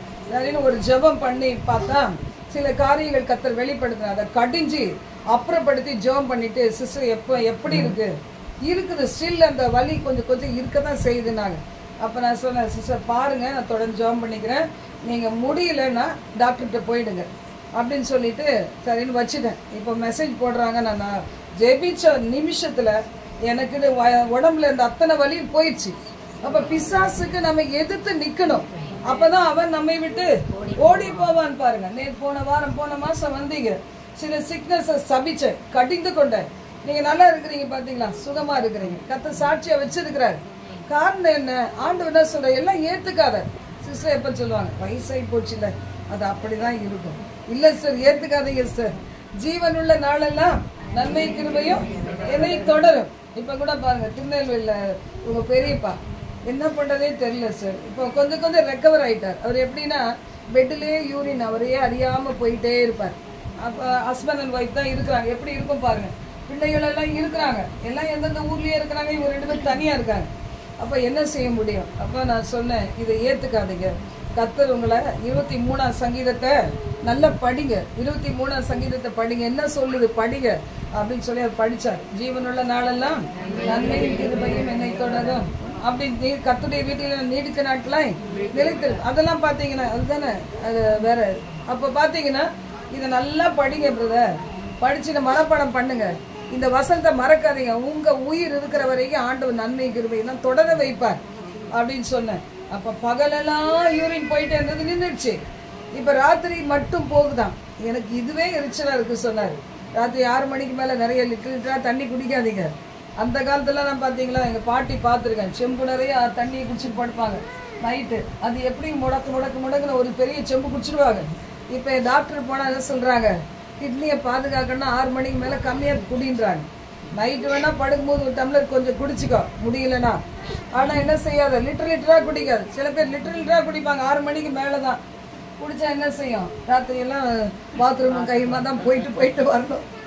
அப்புறம் என்ன பண்றது எனக்கு அப்படின்னா என்ன செய்ய முடியும்? டாக்டர்கிட்ட கேட்டு பாருங்க, அவங்க நிச்சயம் சொல்லுவாங்க. அந்த மாதிரி பாத்தீங்கன்னா ஆண்டவர் பாருங்க நம்மளை கைவிடவே மாட்டார், தம்முடைய பரிசுத்தவான்களை கைவிடவே மாட்டார். அவர் நீதி உள்ளவர், நீதியின் மேல பிரியப்படுகிறவர்.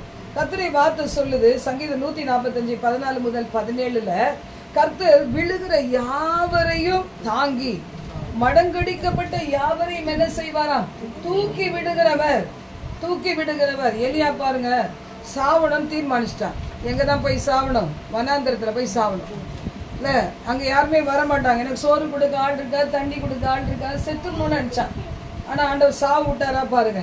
என்ன செஞ்சார்? சுட கடலிலே சுடப்பட்ட அப்பமும் தண்ணியும் வந்துச்சு. சாப்பிட்டாரு தூங்கினாரு. எவன் வச்சா, எதுக்கு வச்சிங்க, எதுக்கு ஏன் கொடுத்தீங்க, அந்த சாப்பிட்டு போறேன்னு கேட்கல. அவர் வாட்டில் சாப்பிடாரு, கிக்கிலேயே இருப்பாரு போல மரண இதுல அப்படியே பட்டு தூங்கினாரு. கடைசியில் ஆண்டவர் சொன்னார், எதுக்கு நீ தூங்குறது, எதுக்கு நீ இப்படி இருக்கிற, உனக்கு என்ன ஆச்சு, நீ போக வேண்டிய தூரம் வெகு தூரம், சாப்பிட்டுட்டு ஓடுனாரு. எவ்வளவு நாள் ஓடினாரா? 40 நாள் இரவும் பகலும் ஓடிட்டே இருந்தார் பாருங்க. நம்ம சாப்பிடுறது கொஞ்சம் சாப்பாடா இருந்தாலும் ஜெபம் பண்ணிட்டு சாப்பிட்டா எப்படி இருக்கும், நமக்கு பிளெஸ்ஸிங்கா இருக்கும். நம்ம அப்பத்தையும் தண்ணீரையும் தேவன் ஆசீர்வதிக்கிற ஆண்டவர் பாருங்க. சில நேரம் வெறும் தண்ணி கூட ஜெபம் பண்ணி குடிச்சீங்கன்னா அது ஆசீர்வாதமா இருக்கும். ஆண்டவர்கிட்ட கேட்டா அவர் கொடுக்காம இருப்பாரா? அவர் உங்களுக்காக எனக்காக சிலுவையில எல்லாம் செய்து முடித்தவர். உங்க தரித்திரம், உங்க வறுமை, உங்க மேல விழுந்த சாபம், உங்க உடம்புல என்னென்ன வியாதிகள் A to Z இருக்குதோ எல்லாத்துக்காகவும் அவர் என்ன செய்தாரு, சிலுவையில அடிபட்டு கிழிக்கப்பட்டார். அப்ப பாருங்க, பிழியப்பட்டார். எல்லாம் நமக்காக தான், நம்ம நல்லா இருக்கணும்னு அவர் தரித்திர கோலம் எடுத்தார். அப்போ ஒருவேளை சாப்பாடு கொடுக்க மாட்டாரா? ஆண்டவரை நோக்கி நம்ம கூப்பிடணும், ஏசப்பா எனக்கு உதவி செய்யுங்க. ஏசப்பா என்ன செய்வாங்க, கல் மலையை கூட பேத்து தண்ணியை குடிக்க கொடுத்தார். தேவ தூதர்கள் சாப்பிட மன்னாவை கொடுத்தாராம். அது எங்க? மன்னாந்திரத்துல என்ன சாப்பாடு வந்துச்சு? தேவதூதர்கள் சாப்பிடுகிற மன்னா எப்படி இருக்குமா? கொத்துமல்லி அளவு இருக்குமா, நல்லா தேனிட்டு பணியாரம் போல இருக்குமா. எடுத்துட்டு வந்து அவங்க ஏதாவது பண்ணி சாப்பிட்டு இருக்கிறாங்க இஸ்ரவேல் ஜனங்கள். அவ பாருங்க, வானத்தை திறந்து என் ஜனங்கள் பட்னியர் கூட என்ன செய்தாரு, அப்படியே தூதர்கள் சாப்பிட சாப்பாடு கொடுத்தாரு. அப்ப நம்முடைய தேவன் எவ்வளவு நல்லவர் பாத்தீங்களா? உங்களை என்னை பசியால வருந்த விடுவாரா? நிச்சயமா கிடையாது. இயேசுவை தேடுகிறவங்க, கர்த்தரை தேடுவது ஒரு நன்மையும் குறைபடுவது இல்ல. சிங்க குட்டி வேணா தாழ்ச்சி எடுத்து பட்டினியா இருக்கும், அந்த சிங்கத்துக்கு இறை கிடைக்காம போகும். ஆனா ஆண்டவருக்கு நமக்கு கொடுக்காம ஒண்ணுமே அவர் இருக்க முடியவே முடியாது. எவரு கைய முடக்கிட்டு இருந்தாலும் ஆண்டவரால நம்மளை போஷிப்பிக்க முடியும். கர்த்தரை வார்த்தை சொல்லுகிறது பாருங்க. நம்முடைய ஆண்டவர், நம் தெய்வம் எப்படிப்பட்டவர்? வசனம் சொல்லுது, எல்லா ஜீவன்களின் கண்களும் உம்மத்தாப்பா நோக்கி கொண்டிருக்கிறது. காக்கா என்னைக்காவது வந்து ஆண்டவரே என்ன கொடுக்குறீங்க அது மெனு கேட்டுட்டு போச்சா? காகம், குருவி, யோசிச்சு பாருங்க. என்ன பறவைகள், என்ன விலங்கினங்கள்னாலும் என்ன செய்யுது? இன்னைக்கு எங்க நமக்கு சாப்பாடு போடுவாங்க? இல்ல, அது கர்த்தரை நம்பிட்டு போயிட்டே இருக்குது. அழகா ஆண்டவர் என்ன செய்யறாரு? அந்த காகத்துக்கு தேவையானது. ஒரு முறை இந்த ஹஸ்பண்ட்க்கு வேலை போன புதுசுல பாத்தீங்கன்னா, இந்த பிள்ளைகள் வந்து என்கிட்ட ஒரு நாள் சொன்னாங்க, அம்மா டேடிக்கு வேலை போயிடுச்சு, இனிமேல என்ன செய்ய முடியாது, காஸ்ட்லி ஸ்வீட்டை எதிர்பார்க்கவே முடியாது. என் ஹஸ்பண்ட் ஒரு காஸ்ட்லி ஸ்வீட், அந்த நாளில் காஸ்ட்லி ஸ்வீட்டை வாங்கிட்டு வருவாங்க. ஒரு மாதிரி மண்பானை மாதிரி இருக்கும், அதுக்குள்ள ரசகுல்லா மாதிரி போட்டிருப்பாங்க பார்த்துருக்கீங்களா? அது அந்த நாளில் காஸ்ட்லி. உடனே அது வாங்கிட்டு வருவாங்க. அப்போ வாங்கிட்டு வந்தால் என் பிள்ளைங்க நல்லா சாப்பிடுவாங்க. அப்போ டேடிக்கு வேலை போயிடுச்சுன்னா எனக்கு சாப்பிடவே முடியாதுமா அப்படின்னு சொல்லிச்சிங்களா. எனக்கு ரொம்ப கஷ்டமாக இருந்துச்சு. என்ன செய்ய முடியும்? நானும் ஊழியத்தில் இருக்கேன், நானும் ஊழியத்தில் ஒன்றும் கிடைக்காது. அப்போ என்ன பண்ணுறது? கிச்சனில் போய் நான் அழுது ஜெபம் பண்ணேன். இந்த ஆண்டவரே, என் பிள்ளைகள் இப்படி சொல்கிறாங்க ஏசப்பா, அந்த பிள்ளைகளுக்கு நீங்கள் என்ன சொல்ல போகிறீங்க? எனக்கு ஒன்றும் சொல்ல தெரியல அப்படின்னு சொல்லும்போது பாருங்களேன், எங்கள் வீட்டுக்கு யார் வந்தாலும் சரி அதே ஸ்வீட் வாங்கி கொடுத்தாங்க. அந்த பிள்ளைகள் சீப்போ போதும்னு சொல்கிற அளவுக்கு யாருன்னா 1/2 கிலோ 1 கிலோ 1/2 கிலோ 1 கிலோ அதே ஸ்வீட் தான். அப்புறம் பார்த்தீங்கன்னா, அம்மா வேணாம்மா போர் அடிச்சு போச்சுன்னு சொல்கிற அளவுக்கு கர்த்தர் கொடுத்தாரு. அல்லேலூயா. உங்களுடைய ஏக்கங்கள் கூட எதுக்கு ஏங்குறீங்க? அந்த ஏக்கத்தை கர்த்தர் தீர்த்து வைப்பார். நம்ம தீமையான காரியத்துக்கு ஏங்கவே மாட்டோம். ஏன்னா நம்ம பரிசுத்தவான்கள், தேவனுடைய வித்து நமக்குள்ள இருக்குது, நாம் நீதிமான்கள், நம்ம நித்திய ஜீவனை வாஞ்சிக்கின்ற பிள்ளைகள், இந்த உலகத்துல மட்டும் நம்முடைய வாழ்க்கை கிடையாதுன்னு அறிந்த பிள்ளைகள். அப்ப கர்த்தருடைய வார்த்தை சொல்லுது பாருங்க, ஏற்ற காலத்தில் நீ என்ன தருவீர் என்று சொல்லி அந்த ஜீவன்கள் எல்லாம் உமக்கு காத்திருக்கிறது ஆண்டவரே அப்படின்னு சொல்லப்பட்டிருக்கிறத பாக்குறோம். கர்த்தர் தமது வழியெல்லாம் நீதி உள்ளவர். சங்கீதம் 37:17 சொல்லுகிறது, துன்மார்க்கருடைய புயத்தை முறிப்பார், ஆனா நீதிமான்களை என்ன செய்வாரா? கர்த்தர் தாங்கிக் கொள்ளுவார். உங்களுக்கு எதிராக எழுப்பப்படுற ஆயுதங்களை வாய்க்காதே போக செய்வார். உங்களுக்கு எதிராக இருக்கிற பிள்ளைகள் ஒருவேளை பொறாம, வன்கண், எரிச்சலி ஆவிகள் கூட ஒருவேளை உங்களை டிஸ்டர்ப் பண்ணி இருக்கலாம். இதுக்காக நம்ம கயிறு கட்ட போறோமா, காலில் கயிறு கட்டுவோமா, இல்லை வீட்டில் ஏதாவது தொங்க விடுவோமா? நான் சின்ன பிள்ளை இருக்கும் போதெல்லாம் பார்த்தீங்கன்னா, எங்கள் பாட்டி வந்து எங்களை உட்கார வச்சுட்டு கேத்தலிக் முறைமைப்படி ஒரு செம்பை கொண்டு வருவாங்க. செம்பை கொண்டு வந்துட்டு ஒரு கத்தியை வச்சுக்கிட்டு விசுவாச பிரமாணம் எதை விட்டு சொல்லுவாங்க, இப்படி இப்படி இப்படி சொல்லிட்டே இருப்பாங்க. கொட்டாவியா வந்துச்சுன்னா ஒருவேளை தூங்கி இருக்க மாட்டாங்க, கொட்டாவி வந்திருக்கும். ஆனா என்ன சொல்லுவாங்க, நிறைய கொட்டாவி விட்டுட்டேன், அவ்வளோ உன் மேல கண் திருஷ்டி இருக்கு அப்படின்னு சொல்லிட்டு என்ன செய்வாங்க, அதை கொண்டு போய் என்னமோ அது சூடு பண்ணி, கத்தியை வந்து சூடு பண்ணிட்டு தண்ணியில விட்டா அது சொல்றதுன்னு தான் கேட்கும். கொண்டா சொல்லுவாங்க, அது பாரு எவ்வளோ சத்தம் கேட்குது, அப்போ அவ்வளோ பொறாமை உங்க மேல. உடனே இந்த தண்ணி எடுத்து வாசப்படியில ஊத்திட்டு வாங்க, இந்த திசை சுத்தி ஊத்துவாங்கல்ல, அது மாதிரி போய் ஊத்திட்டு வாங்குவாங்க. இந்த கூத்தெல்லாம் பார்த்து தான் நான் வந்தேன். அதான் சில பேர் பாருங்க, பொறாமப்பட்டாங்களே அதுல பொசுங்கியே போயிட்டேன். உண்மைதான், பொறாமைக்கு முன்பா நிக்கிறது தக்கவன் யார்? அதனால தான் ஆண்டவர் சொல்றாரு, பகலில் பறக்கும் அம்பும் மத்தியானத்தில் பழக்கும் சங்காரத்துக்கும் நீ பயப்படாது இருப்பாய். எப்ப பயப்படாது இருப்பாய்? உன்னதமானவரின் மறைவில் இருந்தா, சர்வ வல்லவருடைய நிழலில் இருந்தேன்னா அதுக்கு நீ பயப்படவே வேணான்னு சொல்ற. அப்ப நம்ம ஒவ்வொரு நாளும் ஆண்டவருடைய நிழல்ல வந்துடணும். நாம தனியா உலகத்துக்கு தெரியக்கூடாது. அவருடைய மறைவுல, அவருடைய நிழல்ல, அவருடைய ரத்தத்தினால் மூடப்பட்ட பிள்ளைகளாய் நம்ம இருந்தோம்னா நமக்கு எதிராக ஒண்ணுமே நடக்காது. கர்த்தருடைய வார்த்தை சொல்ல, துன்மார்க்கருடைய புயங்கள் என்ன செய்யுமா? முறிந்து போகும், நீதிமான்களை கர்த்தர் தாங்குகிறார். சங்கீதம் 37:23-24 சொல்லி இருக்குது, நல்ல மனுஷனுடைய நடைகள் என்ன செய்யுமா? கர்த்தரால் உறுதிப்படும். கர்த்தர் தான் உறுதிப்படுத்துகிறவர். அவரை யாரா தடுத்து நிறுத்த முடியுமா? அவரை பிளாக்மெயில் பண்ண முடியுமா? நம்முடைய குல தெய்வம் இயேசுவை கட்ட முடியுமா? கட்டவே முடியாது. எல்லாத்தையும் கட்டிடுவாங்க, இயேசுவை கட்ட முடியுமா? கிடையவே கிடையாது. இயேசு கிறிஸ்துவின் நாமத்துக்கு மேல வேறொரு நாமம் கிடையாது. அவரால் தான் எல்லாமே முடியும். அப்ப பாத்தீங்கன்னா ஆண்டோடைய வார்த்தை சொல்லுது, நல்ல மனுஷன் எந்த விதத்துல போனாலும் அவனுடைய நடைகள் மேல வழிகள் மேல கர்த்தர் பிரியமாய் இருக்கிறார். விழுந்து போனா கூட அவன் தள்ளுண்டு போக மாட்டான். கர்த்தர் என்ன செய்யறாரா? அவனை தாங்குகிறார், கீழே விழாம தாங்குகிறார். பாத்தீங்களா? என் கால் சறுக்குகிறது என்று சொல்லும் போது கர்த்தாவே உமது கிருபை என்னை தாங்குகிறது.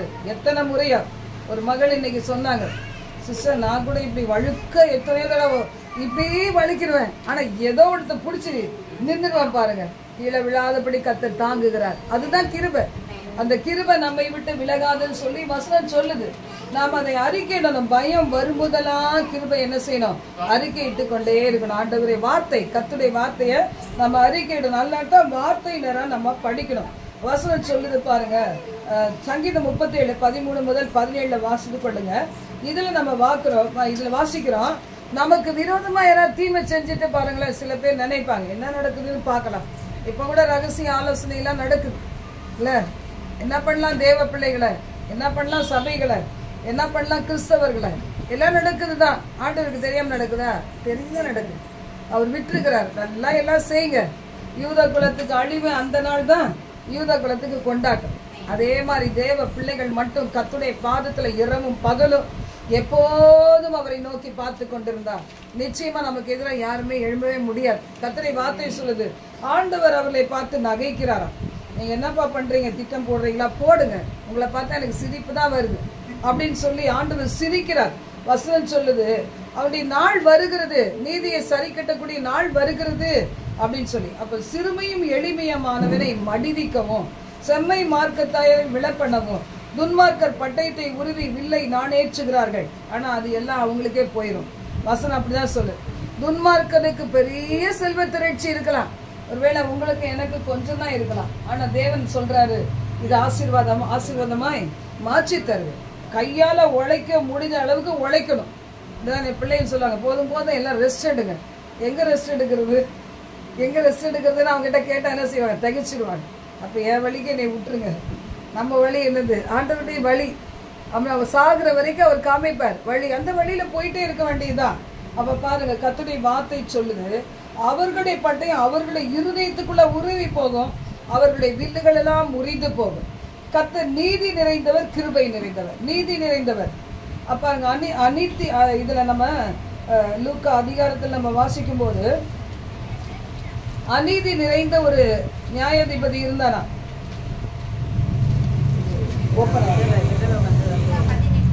லூக்கா 18 வாசிக்கும் போது, சோர்ந்து போகாம ஜெபம் பண்ணு.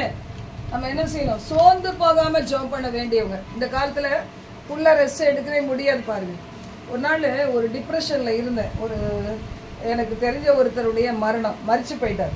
அது டைஜஸ்ட் பண்ணவே முடியல. ராத்திரி ஃபுல்லா தூங்கவே இல்லை. காலையில எழுந்தா 5:30 மணிக்கு கனெக்ஷன் கொடுக்கணும், என்னால ஒண்ணுமே முடியல.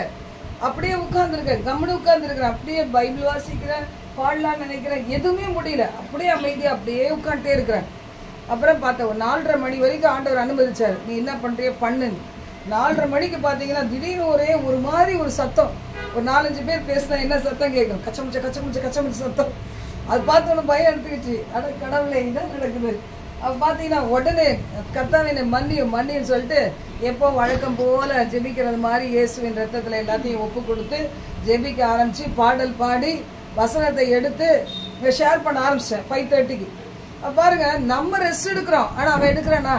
சாத்தா ரெஸ்டே எடுக்க மாட்டான். எப்போ நீங்க சோர்ந்து போறீங்களோ, எப்போ தளர்ந்து போறீங்களோ, எப்போ டிப்ரெஷன்ல இருக்கீங்களோ, எப்போ தோல்வி மனப்பான்மை வைக்கிறீங்களோ, அப்ப அவன் எகிரிடுவான். உடனே நான் தெரிஞ்சுக்கிட்டேன், இதை முடியாது. இதே மாதிரி பாருங்க, எங்க டீம்ல ஒரு சில பேர் இப்படி டிப்ரெஷன்ல இருந்தாங்க.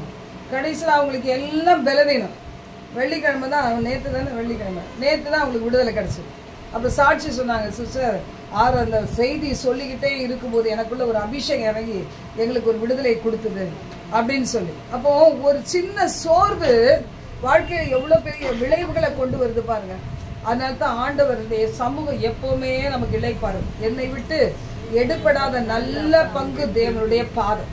கஷ்டம் வரும்போதெல்லாம் சொல்லுங்க, கஷ்டம் வரும்போது, கவலை வரும்போது, பயம் வரும்போது ஆண்டவரோட பேசிக்கிட்டே இருந்தீங்கன்னா நெகட்டிவான சூழ்நிலையில பாசிட்டிவான வசனங்களை பொறுக்கி வச்சுக்கிட்டு நாம பேச பேச பேச சத்துரு வெட்கப்பட்டு நிச்சயமா போயிடுவான். பாருங்க, கர்த்தர் நல்லவரா இருக்கிறார். இந்த உலகத்துல கெட்ட நியூஸ் தான் இருக்குதே தவிர நல்ல நியூஸ் கிடையாது. நல்ல நியூஸ் என்னது? சுவிசேஷம் தான், வார்த்தை தான், தேவனுடைய வார்த்தைகள் தான். அதை பொறுக்கி நம்ம எடுக்கணும். இதுல பாக்குறோம், அநியாயமா செஞ்சுட்டு இருந்தான் ஒரு மனுஷன். அந்த நியாயாதிபதி கிட்ட போய் ஒரு ஏழை விதவை என்ன செய்தாலாம், இவன் அவன் ஒருத்தனை தான் தெரியும் போல இருக்குது. இவன் என்ன பண்ணிட்டான், டெய்லி போய் நியாயம் செய்ய நியாயம் செய்ய நியாயம் செய், இன்னைக்கு போய் நாளைக்கு வா நாளைக்கு வா நாளைக்கு வா. கடைசியில் என்ன செய்யல, நியாயமே செய்யல. அவன் பாக்குறான் டெய்லி இவனும் சலிக்கவே இல்லை. அவன் பாக்குறான் இது மூஞ்சில முழிக்கவே கூடாது, சீக்கிரமா ஏதாவது செஞ்சு போட்டு முடிச்சிடலாம் அப்படி சொல்லிட்டு இவன் வராதபடிக்கு இந்த விதவை ஓயாம வரக்கூடாது, இவளை என்னை தொந்தரவே பண்ணக்கூடாது அப்படி நீதி செய்வான். அப்ப ஏசப்பா சொல்றாங்க, இந்த அநீதியான நியாயாதிபதிக்கு ஒரு இரக்கம் இருந்துச்சுன்னா நான் உங்களுக்கு பதில் கொடுக்க மாட்டேனா? நான் நீதியுள்ள நியாயாதிபதி. என்னை நோக்கி இரவும் பகலும் வேண்டிக் கொள்ளுகிறதாகிய என் தம்மால் தெரிந்து கொள்ளப்பட்ட பிள்ளைகளுடைய விஷயத்துல நான் நீடிய பொறுமையுள்ளவராயிருந்து கட்டாய இரக்கத்தை செய்வேன். ஒரு பக்கம் அவர் நீதி நிறைந்தவர். நீதி நிறைந்தவர்னா பட்சிக்கிற அக்கினின்னு வச்சுக்கோங்களேன். இன்னொரு பக்கம் அவர் கிருபை நிறைந்தவர். அப்ப பாத்தீங்கன்னா நீதியை நமக்கு நிச்சயமா என்ன செய்வாரு, சரி கட்டுவார். இந்த 40 நாள் யாரெல்லாம் பாஸ் பண்றீங்களோ தெரியல, பாஸ் பண்ணி நம்ம எல்லாம் ஜெபம் பண்ணிட்டு நான் படிச்ச எல்லாம் முடிச்ச உடனே படுத்து தூங்கிடுவேன். இல்லைன்னா படுத்துட்டே உருண்டுகிட்டே இருப்பேன், உடம்பு வலிக்கும்ல. அப்ப பாருங்க ஆண்டவர்கிட்ட அது மாதிரி எத்தனை பேர்லாம் படுக்கையில படுத்துக்கிட்டே கண்ணீர் விட்டு அழுதுருப்பீங்க. யோசித்து பாருங்க, பெருமூச்சு எத்தனை பெருமூச்சு விட்டுருப்பீங்க. யோபு சொல்றாரு, என் ஏக்கமெல்லாம் நீர் அறிந்திருக்கிறீர், என் பெருமூச்செல்லாம் நீர் அறிந்திருக்கிறீர் ஆண்டவரே. இல்ல மறைவான கண்ணீர் எல்லாம் கர்த்தர் அறிவார். சிலர் இருதயம் அழும், ஆனா நம்மளால வெளியே அழ முடியாது சில நேரத்துல. இல்ல கடல் அலைக்கு எப்படி ஆண்டவர் வந்து ஒரு இதை போட்டாரோ அது மாதிரி கண்ணீர் வராதுன்னு சொல்லி நான் கூட ஜெபிச்சிருக்கேன். ஏன்னா நம்ம வெளியே சில இடத்துல அழ முடியாது, அழுது அசிங்கமாகி போயிடும். ஆண்டவரே வீட்டுக்கு வந்தப்பறம் அழுறேன், இப்ப ஸ்டாப் ஸ்டாப் அப்படி சில நேரத்துல சொல்லி தப்பிச்சுக்கிறது. இப்ப மட்டும் என் கண்ணில் ஒரு துளி இந்த ஆள் முன்னாடி விட்டுறக்கூடாது. வீட்டுக்கு வந்து நான் நல்லா அழுவேன். தயவு செய்து ஆண்டவரே கிருபை தாருங்க அப்படி கேட்டுட்டு கூட நான் நிறைய வந்திருக்கிறேன். இதெல்லாம் தப்பிக்கிறதுக்கு வழி உலகத்துல. அப்ப ஆண்டவர் பாருங்க, இந்த 40 நாளும் நீங்க எதையெல்லாம் நினைச்சு ஒருவேளை ஃபாஸ்டிங் இருந்து ஜெபிச்சிருக்கலாம், ஃபாஸ்டிங் இருக்க முடியாதபடி 40 நாள் அதிகமா வேத வாசிச்சிருக்கலாம், ஜெபிச்சிருக்கலாம். சில பேருக்கு சுகர் இருக்கும், சில பேருக்கு பல வியாதிகள் இருக்கும். அப்போ ஒரு ஊழியக்கார் சொல்வார், உனக்கு தான் அல்சர் இருக்குது, ஏற்கனவே நீ என்னத்தை தின்ற, அப்போ ரொம்ப கஷ்டப்பட்ட, அப்போ எல்லாமே டயட்டு தான் உனக்கு. அப்படி இருக்கும்போது நீ எதுக்கு ஃபாஸ்டிங் இருக்கலன்னு கவலைப்படுற, இருக்க வேணான்னு சொல்லுவார். அப்புறம் தான் பார்த்தேன், ஊழியத்தில் ஃபாஸ்டிங் இருக்காம நிச்சயமா நிற்க முடியாது. அப்புறம் ஆண்டவருடைய கிருபையினால ஒரு ஊழியக்காரர் சொல்லும்போது, இந்த வார்த்தையை சொல்லும்போது நான் கிரகிச்ச பார்த்தேன், எதுவாக இருந்தாலும் சரி செத்து போகிறது கிடையாது. விளைவீனம் வேணா வரலாம், அதுக்கு ஏற்றது மாதிரி நம்ம சாப்பாடு முறையை நம்ம மாற்றிக்கிட்டோம்னா கட்டாயமாக கர்த்தர் அற்புதம் செய்வார்ன்றது நம்பிக்கையோட தான் இப்போ பாஸ் பண்ணி ஜெபிக்கிறோம். ஒருவேளை தான், பெருசாக ஒன்றும் இல்லை, ஒருவேளை பாஸ் பண்ணி ஜெபிக்கிறோம். எவ்வளோ பலனாக இருக்குது தெரியுமா? யார் யாரெல்லாம் போராட்டத்தை ரொம்ப சந்திக்கிறீங்களோ உங்களுக்கு உபவாசம் ஜெபம் இல்லாமல் கட்டாயமாக என்ன செய்ய முடியாது, ஒன்றும் செய்ய முடியாது.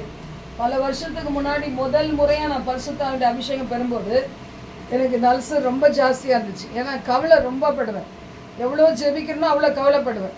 எல்லாம் கேட்பாங்க, நீ எப்படி இவ்வளோ ஒல்லியாக இருக்கிற, நிறைய கவலைப்படுங்க, என்ன நல்லா ஜெபம் பண்ணுங்க, கவலையும் படுங்க, அவ்வளோதான். உங்கள் உடம்பு தானாகவே என்ன செய்கிறோம், இழைச்சி போயிடும் அப்படின்னு சொல்லுவேன். அந்த மாதிரி பார்த்தீங்கன்னா அது ஜாலியாக சொல்லுவேன். அப்புறம் தான் இப்போ வெக்கமாக இருந்துச்சு. அப்புறம் பைபிள் வசனம் வாசிக்க வாசிக்க கவலையெல்லாம் ஏன் மேலே வச்சுருந்தா ஜெபம் பண்ணி முடிச்சோம்னா திரும்பி உமேல் தூக்கி வச்சுக்கிறன்ற, இதில் வேற மதிப்பு வேறையா அப்படின்னு அசிங்கமாக இருந்துச்சு ஒரு நாள். அப்புறமா தெரிஞ்சுக்கிட்டேன், நம்ம என்ன செய்யக்கூடாது, ஜெபிக்கிற நம்ம கவலைப்படக்கூடாது, அவர் மேலே வச்சுட்டு நிம்மதியாக இருக்கணும். அவர் என்ன செய்கிறான்னு நம்ம பார்க்கணும். இதுதான் நமக்கு வேலையே தவிர வேற எதுவும் கிடையாது அப்படின்னு சொல்லி புரிஞ்சுக்கிட்டேன். பாருங்க, இன்னைக்கு உங்களுக்கு கூட இதோட முடிச்சுலாம் டைம் ஆயிடுச்சு. கர்த்தருடைய வார்த்தை என்ன சொல்லுது, நீங்கள் 40 நாட்கள் எத்தனை பேர் லென் டேஸ் அதுக்காக ஸ்பெஷலாக ஏதாவது எடுக்கிறீங்களா, பொருத்தனை பண்ணிக்கிறீங்க? ஒன்று நீங்கள் நம்ம அதில் டீமில் ஒரு சிலர் சிஸ்டர் கூடயா, பரவாயில்லையே. ஒருவேளை உங்களால் உபவாசிக்க முடியலங்கிறதுனால நீங்கள் பாவிலாம் கிடையாது, உபவாசிக்க முடியாதனால இங்கே பாவிக்கிறேன். ஆமா, கரெக்ட் கரெக்ட், அது தப்பு கிடையாது. அது ஊழியக்காரன் ஊழியர் செய்யும் போது பாத்தீங்கன்னா நமக்கு கடை இருந்துதான் ஆகும், அதனால இருக்கிறோம். அதனால பரவாயில்ல, நீங்க வந்து ஒரு சில காரியங்களை ஒருத்தரலால ஏதாவது ஒன்று சாப்பிடலாம். சினிமா பார்த்தீங்கன்னா வேணாம், அந்த 40 நாள் பார்க்கல. டிவியே நாம பார்க்கறதே இல்லை. கத்து நல்லவர். அவ்வளவு தூரம் சீரியல் பார்ப்பேன், உட்கார்ந்து 3 மணிக்கு உட்கார்ந்து சொன்னா இப்போ விட்டுட்டீங்களா? பரவாயில்லையே. டிவியே பார்க்கல, நியூஸ் கூட கர்த்தர் நாளுக்கு நாள் நம்மளை பரிசுத்தப்படுத்துகிற ஆண்டவர். ஜெபம் பண்ணலாமா? இது மனசுல வச்சுக்கோங்க. ஆண்டவர் யாரு? என் தெய்வம் யாரு? நீதி நிறைந்தவர். என் தெய்வம் யாரு? கிருபை நிறைந்தவர். தாழ்மையுள்ளவர்களுக்கு கிருபை தருகிறவர். கண்ணீரை கடக்கும் போது அவங்களுக்கு கிருபை தராரு. உன்னை ஒண்ணும் செய்யாது. ஆறுகளை கடக்குறியா, அது நீ செத்துற மாட்ட, அது உன் மூழ்கி போயிட மாட்ட. அக்கினியில நடக்கிறியா, உன்னை எரிச்சிடாது, சாம்பலாக்கிறாது. இப்ப நம்ம சூழ்நிலைகள் எதுவுமே நம்மள என்ன செய்ய முடியாது, அழிச்சிட முடியாது. நம்ம இடம் கொடுத்தா பிசாசு இடம் பிடிப்பான். அதனால அதுக்கு இடம் கொடுக்காம இருப்போம். ஜெபம் பண்ணலாமா? கண்ணை மூடி ஜெபம் பண்ணலாம். எங்கள் பரலோக தேவனே, உமக்கு நன்றி செலுத்துகிறோம்ப்பா, மெய் ஸ்தோத்தரிக்கிறோம். இந்த நாளுக்காக நாங்கள் நன்றி செலுத்துகிறோம். கர்த்தாவே, நேரத்திலையும் ஆண்டவரே உடைய பிள்ளைகளோடு நீங்க பேசின, என்னோடும் எங்களோடும் பேசின வேத வசனங்களுக்காக நாங்கள் நன்றி செலுத்துகிறோம். ஆண்டவரே, தீர ஹம்சனாதியா துரிக்கபாலா, ஆண்டவர்கிட்ட சொல்லுங்க, என்னுடைய ஏக்கமெல்லாம் உங்களுக்கு தெரியும், என் பெருமூச்செல்லாம் உங்களுக்கு தெரியும் தகப்பனே. எத்தனை பேர் பயத்துல இருக்கிறீங்க, மரண பயத்துல. ஆயுசை கேட்டால் தீர்க்க ஆயுசை கொடுக்கிற ஆண்டவர் தகப்பனே, உமக்காக உழைக்க ராஜா கேட்கிறார், ஆண்டவரே உமக்கு முன்னாடி மன உத்தமமாய் நடந்தேனே, பாதி வயதில் என்னை எடுத்துக் கொள்வீரோ அப்படின்னு கேட்கிறார். ஆண்டவர் உடனே அவன் அழுகை தாங்க முடியாம அவருடைய ஆயுசு காலங்களை பெருக பண்ணுவேன்னு சொன்னார். பாருங்க, இன்னைக்கு அந்த ஆண்டவர் தான் உங்களுடைய தேவன். அவருக்கு என்ன ஆசையா நம்மளை சீக்கிரமா கொண்டு போய் எங்கேயாவது நரகத்துல தள்ளுறது ஆசை கிடையாது. பரிசுத்தவான்களை காப்பாற்றுகிறவர், நீதிமான்கள் விரும்புகிறபடி செய்கிறவர், மன விருப்பத்தை நிறைவேற்றி தருகிறவர். ஒரே ஒரு வாழ்க்கை, ஒருவேளை உங்களை கணவன் மனைவி பிள்ளைகளாய் நீங்க வாழணும்னா ஏசப்பாதுக்குரிய கிருபையை தாரும், ஒழுக்கத்தை தாரும், ரட்சிப்பை தாரும், கீழ்ப்படுதலை தாரும், குடும்பத்துல ஒரு மனதை தாரும், தேவ பயத்தை தாரும். இந்த குடும்பங்கள் ஆண்டவரே நான் சொல்ற காரியத்தை புரிந்து கொள்ள வையும், நீங்க சொல்றவைகளை புரிந்து கொள்ள வையும். ஒரு வேலை அடைக்கப்பட்ட வாழ்க்கையை தாருங்க தகப்பனே. ஒருவேளை பெற்றோர் பிள்ளைகளா இருக்கிறீங்களா, நாங்க சொன்னா கேட்க மாட்டாங்க தான், ஆனா அந்த பிள்ளைகள் அழிந்து போகாத படிக்கு உலகத்துல நடக்கிற ஒவ்வொரு இன்சிடென்ட் பார்க்கும் போதெல்லாம் பயத்தோடு நான் ஒப்பு கொடுக்கிறேனே ஆண்டவரே, இரக்கம் வைப்பீராக. உங்களுடைய பிள்ளைகளுக்காக நீங்க ஜெபம் பண்ணணும். நம்ம பிள்ளைகளுக்கு நம்ம தானே ஜெபம் பண்ண முடியும். அவங்க அவங்கள போஷிப்பிக்கிறாங்களோ, பராமரிக்கிறாங்களோ, அன்பு செலுத்துறாங்களோ இல்லையோ, உங்களை தனியா விடுறாங்களோ, எப்படி இருந்தாலும் சரி ஆண்டவர் சமூகத்துல என்னுடைய பிள்ளைகள், என் சந்ததி காப்பாற்றப்படணும். ஆண்டவரே, நீங்க வருகிற வருகை மட்டும் அவர்கள் இருக்க சித்தமா இருந்தா நாமத்தை அவர்கள் மகிமைப்படுத்த வேண்டும். ஆண்டவரே, வாயை திறந்த ஆண்டவர்கிட்ட கேளுங்க, வாயை திறந்த ஆண்டவர்கிட்ட கேளுங்க. உங்க வாழ்க்கையின் குறைவுகள் நிறைவாகணும்னு கேளுங்க. யாரோ ஒருத்தர் ஜெபம் பண்ணா நடக்கிறது இல்ல, நீங்க சொன்னா நடக்கும். நீங்க கேட்டா கொடுப்பார், யாருனாலும் கேட்டா கொடுப்பார், யாரு வேணா கேட்கலாம். ஆண்டவர்கிட்ட கேளுங்க, என்னை போஷித்து நடத்தும் ஆண்டவரே. மிருகங்களுக்கு பறவைகளுக்கு சாப்பாடு கொடுக்குறீங்களே, எனக்கு டெய்லி எனக்கு சாப்பிடுறதுக்கு சாப்பாடை கொடு, தண்ணீரை கொடு, என் பாவங்களை மன்னிச்சிடும், என் துரோக செயல்களை மன்னிச்சிடும்.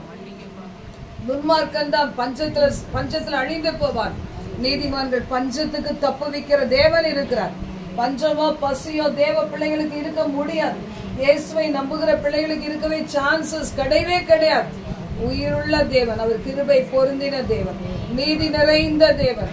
ஒருவேளை பாவங்களை மன்னிங்கப்பா, எங்க பாவங்களை மன்னிங்க ஆண்டவரே. சம்பூர்ண நன்மையால் நிரப்புவீராக. வேலை செய்யாத, வேலைக்கு போக முடியாத பிள்ளைகளை தடைகளை உடைப்பீராக. வேலைக்கு போகும்படி, படிக்க போகும்படி, காலேஜுக்கு போகும்படி இயேசுவின் இரத்தத்தை தெளித்தவர்களை விடுதலையாக்கி ஜெபிக்கிறேன். பாவ சாப ரோக கட்டுகளை உடைக்கிறேன். சிந்தையை சிறைப்படுத்தி வைத்திருக்கிற இருளின் கிரிகள் சுட்டு எரிக்கப்படுவதாக, சிந்தையின் கட்டுகள் உடைக்கப்படுவதாக, சிந்தையினுடைய கட்டுகள் உடைக்கப்படுவதாக. இயேசுவின் நாமத்தினால், இயேசுவின் நாமத்தினால், இயேசு கிறிஸ்துவின் நாமத்தினால் வாலிப பிள்ளைகளை தடைகளை உடைப்பீராக. இந்த குடும்பங்கள் இருக்க கூடாது ஆண்டவரே, இணைந்து வாழ உதவி செய்யும். கிறிஸ்துவும் சபையும் ஆண்டவரை இணைந்து இருக்கிறது போல, இணைந்து இருக்க வேண்டியது அவசியமா இருப்பது போல, கணவனும் மனைவியும் மரணம் தவிர ஒன்றும் அவர்களை பிடிக்க கூடாத படிக்கு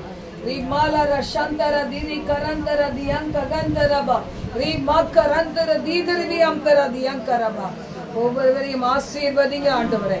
தகப்பனே, தங்களுடைய நேரத்தை ஒதுக்கி பிள்ளைகள் ஒரு 2 மணி நேரம் உங்க பாதத்தில் அமர்ந்து இருக்கிறாங்கப்பா. இடம் ஒரு சின்னதா இருந்தாலும், நல்ல ஒரு ஃபெசிலிட்டி இல்லாமல் இருந்தாலும் ஆண்டவரே, அப்ப அவைகளுக்கு நடுவுல உங்க வார்த்தைகள் மேல ஆண்டவரை ஆவலோடு இருந்திருக்கிறாங்க. அநேகருக்கு ஜெபித்து இருக்கிறாங்க, துதிச்சிருக்கிறாங்க, பாடி இருக்கிறாங்க. இயேசுவே நம்பிக்கை அறிக்கையிட்டு கொண்டு இருக்கிறாங்க, பாவங்களை அறிக்கையிட்டு கொண்டு இருக்கிறாங்க. உங்க ரத்தம் ஒவ்வொருவரையும் கழுவி சுத்திகரிப்பதாக. பூரா மந்தரகே சக்தினி கூலிதியாத்து பனாக்கர் தேக்குலா. பிள்ளைகளுக்கு விரோதமாக எழுப்பப்பட்டிருக்கிற ஆயுதங்கள் இயேசுவின் நாமத்தினால் வாய்க்கதை போவதாக. கட்டுகளை உடைப்பீராக இயேசுவின் நாமத்தினால். கண்ணிகள் தெறிப்புண்டு போவதாக இயேசு கிறிஸ்துவின் நாமத்தினால். எல்லா பிலிசுனியத்தின் ஆவிகள் எரிந்து போவதாக இயேசுவின் நாமத்தினால். எல்லா செத்த ஆவிகள், எச்சி பிசாசுடைய கிரியைகள் உயிர்த்தெழுந்த ஆண்டவராக இயேசுவின் நாமத்தினால், இயேசு கிறிஸ்துவின் நாமத்தினால் எரிந்து போய் என்று கட்டளையிட்டு செல்கிறோம். விக்கிரக கோட்டைகள் உடைத்து நொறுக்கப்படட்டும். விக்கிரக கட்டுகள் உடைத்து நொறுக்கப்படட்டும். விக்கிரக கட்டுகள் உடைத்து நொறுக்கப்படட்டும். அதை கண்கள் திறக்கப்படுவதாக. மெய்தேவனாகி இயேசுவை காணும்படி கண்கள் திறக்கப்படுவதாக. மேரா ஷமாதுமி ஆராதுமி ஆஸ்வதிமி ஆதர்பனா பத்மாசுஸ்வமங்களுடைய குடும்பமும் மாதம் ஒரு முறை இந்த இடத்துல நடத்துகிற கூட்டத்துல ஆண்டவரே வார்த்தையை கொடுக்க நீர் கொண்டு வந்த தேவன். இந்த பிள்ளைகளை இந்த இடத்துல வைக்கிற ஜெபத்தின் மூலமாக அவர்கள் ஆசீர்வதிக்கப்பட, உடைய கட்டுகள் உடைக்கப்பட, உடைய மகள் கத்தாவே தன்னுடைய பிள்ளைகளோடு இணைந்து வாழும்படி கட்டுகளை அவிழ்த்து அவர்களை இழுத்து கொண்டு வருவீராக. நீ கரந்தரமி ஆகியாத்து பனாக்கிறது அக்னிமி குன் சபோரிதியாத்து ரிக்ககந்தரதி யங்கரபா ஓஷல ரிகதரதியாத்து ரிக்ககந்தரபா. ஒவ்வொரு குடும்பத்தோடு கத்தர்கரை இருக்கட்டும். உன் பிள்ளைகள் உன் பந்தியை சுற்றிலும் ஒளிவு மர கன்றுகளை போல இருப்பார்கள் என்ற வார்த்தையின்படி ஆண்டவரே பத்மா சிஸ்டர் சுற்றிலும் மகன் மகள் குடும்பங்கள் பேர பிள்ளைகள் அவருடைய குடும்பங்கள் ஒளிவு மர கன்றுகளை போல இருக்கட்டும். ஆண்டவரே சூழ்ந்து இருப்பீராக, வேலி அடைப்பீராக.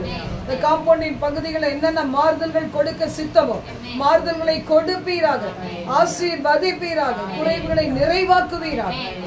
கரத்துல ஒப்பு கொடுத்து ஜெபிக்கிறப்பா. ஒவ்வொரு சின்ன குழந்தை முதல் பெரியவர்கள் வரைக்கும் ஒவ்வொருவரையும் ரத்தத்துல மூடி மறைத்து ஆசீர்வதிக்க ஜெபிக்கிறோம். எல்லா தீமைகளுக்கும் நாச மோசங்களுக்கு விலக்கி காக்கணும். ஆயுசை கேட்டால் தீர்க்காயுசை கொடுக்கிறவர். ஒவ்வொரு குடும்பங்களுக்கும் தீர்க்காயுசை கொடுப்பீராக. பாழாக்கும் கொள்ளை நோய்களுக்கு விலக்கி காப்பீராக. அது கரத்துல ஒப்பு கொடுக்கிறோம். நீர் மாத்திரம் மகிமைப்படும் காத்துக்கொள்ளும் இயேசுவின் மூலம் பிதாவே, ஆமென். என் ஆத்துமாவே கர்த்தரை ஸ்தோத்திரி, என் முழுமே பரிசுத்தத்தை ஸ்தோத்திரி. என் ஆத்துமாவே கர்த்தரை ஸ்தோத்திரி, சகலவனை மறவாதே. ஆமென், ஆமென். பிரியமானவனே உன் ஆத்துமா வாழ்வது போல் நீ எல்லாவற்றிலும் வாழ்ந்து சுகமாயிரு மகனே. பிரியமானவளே உன் ஆத்துமா வாழ்வது போல் நீ எல்லாவற்றிலும் வாழ்ந்து சுகமாயிரு மகளே. ஹல்லேலூயா, ஹல்லேலூயா, ஹல்லேலூயா. God bless you. ஜெபம் பண்ணலாம்.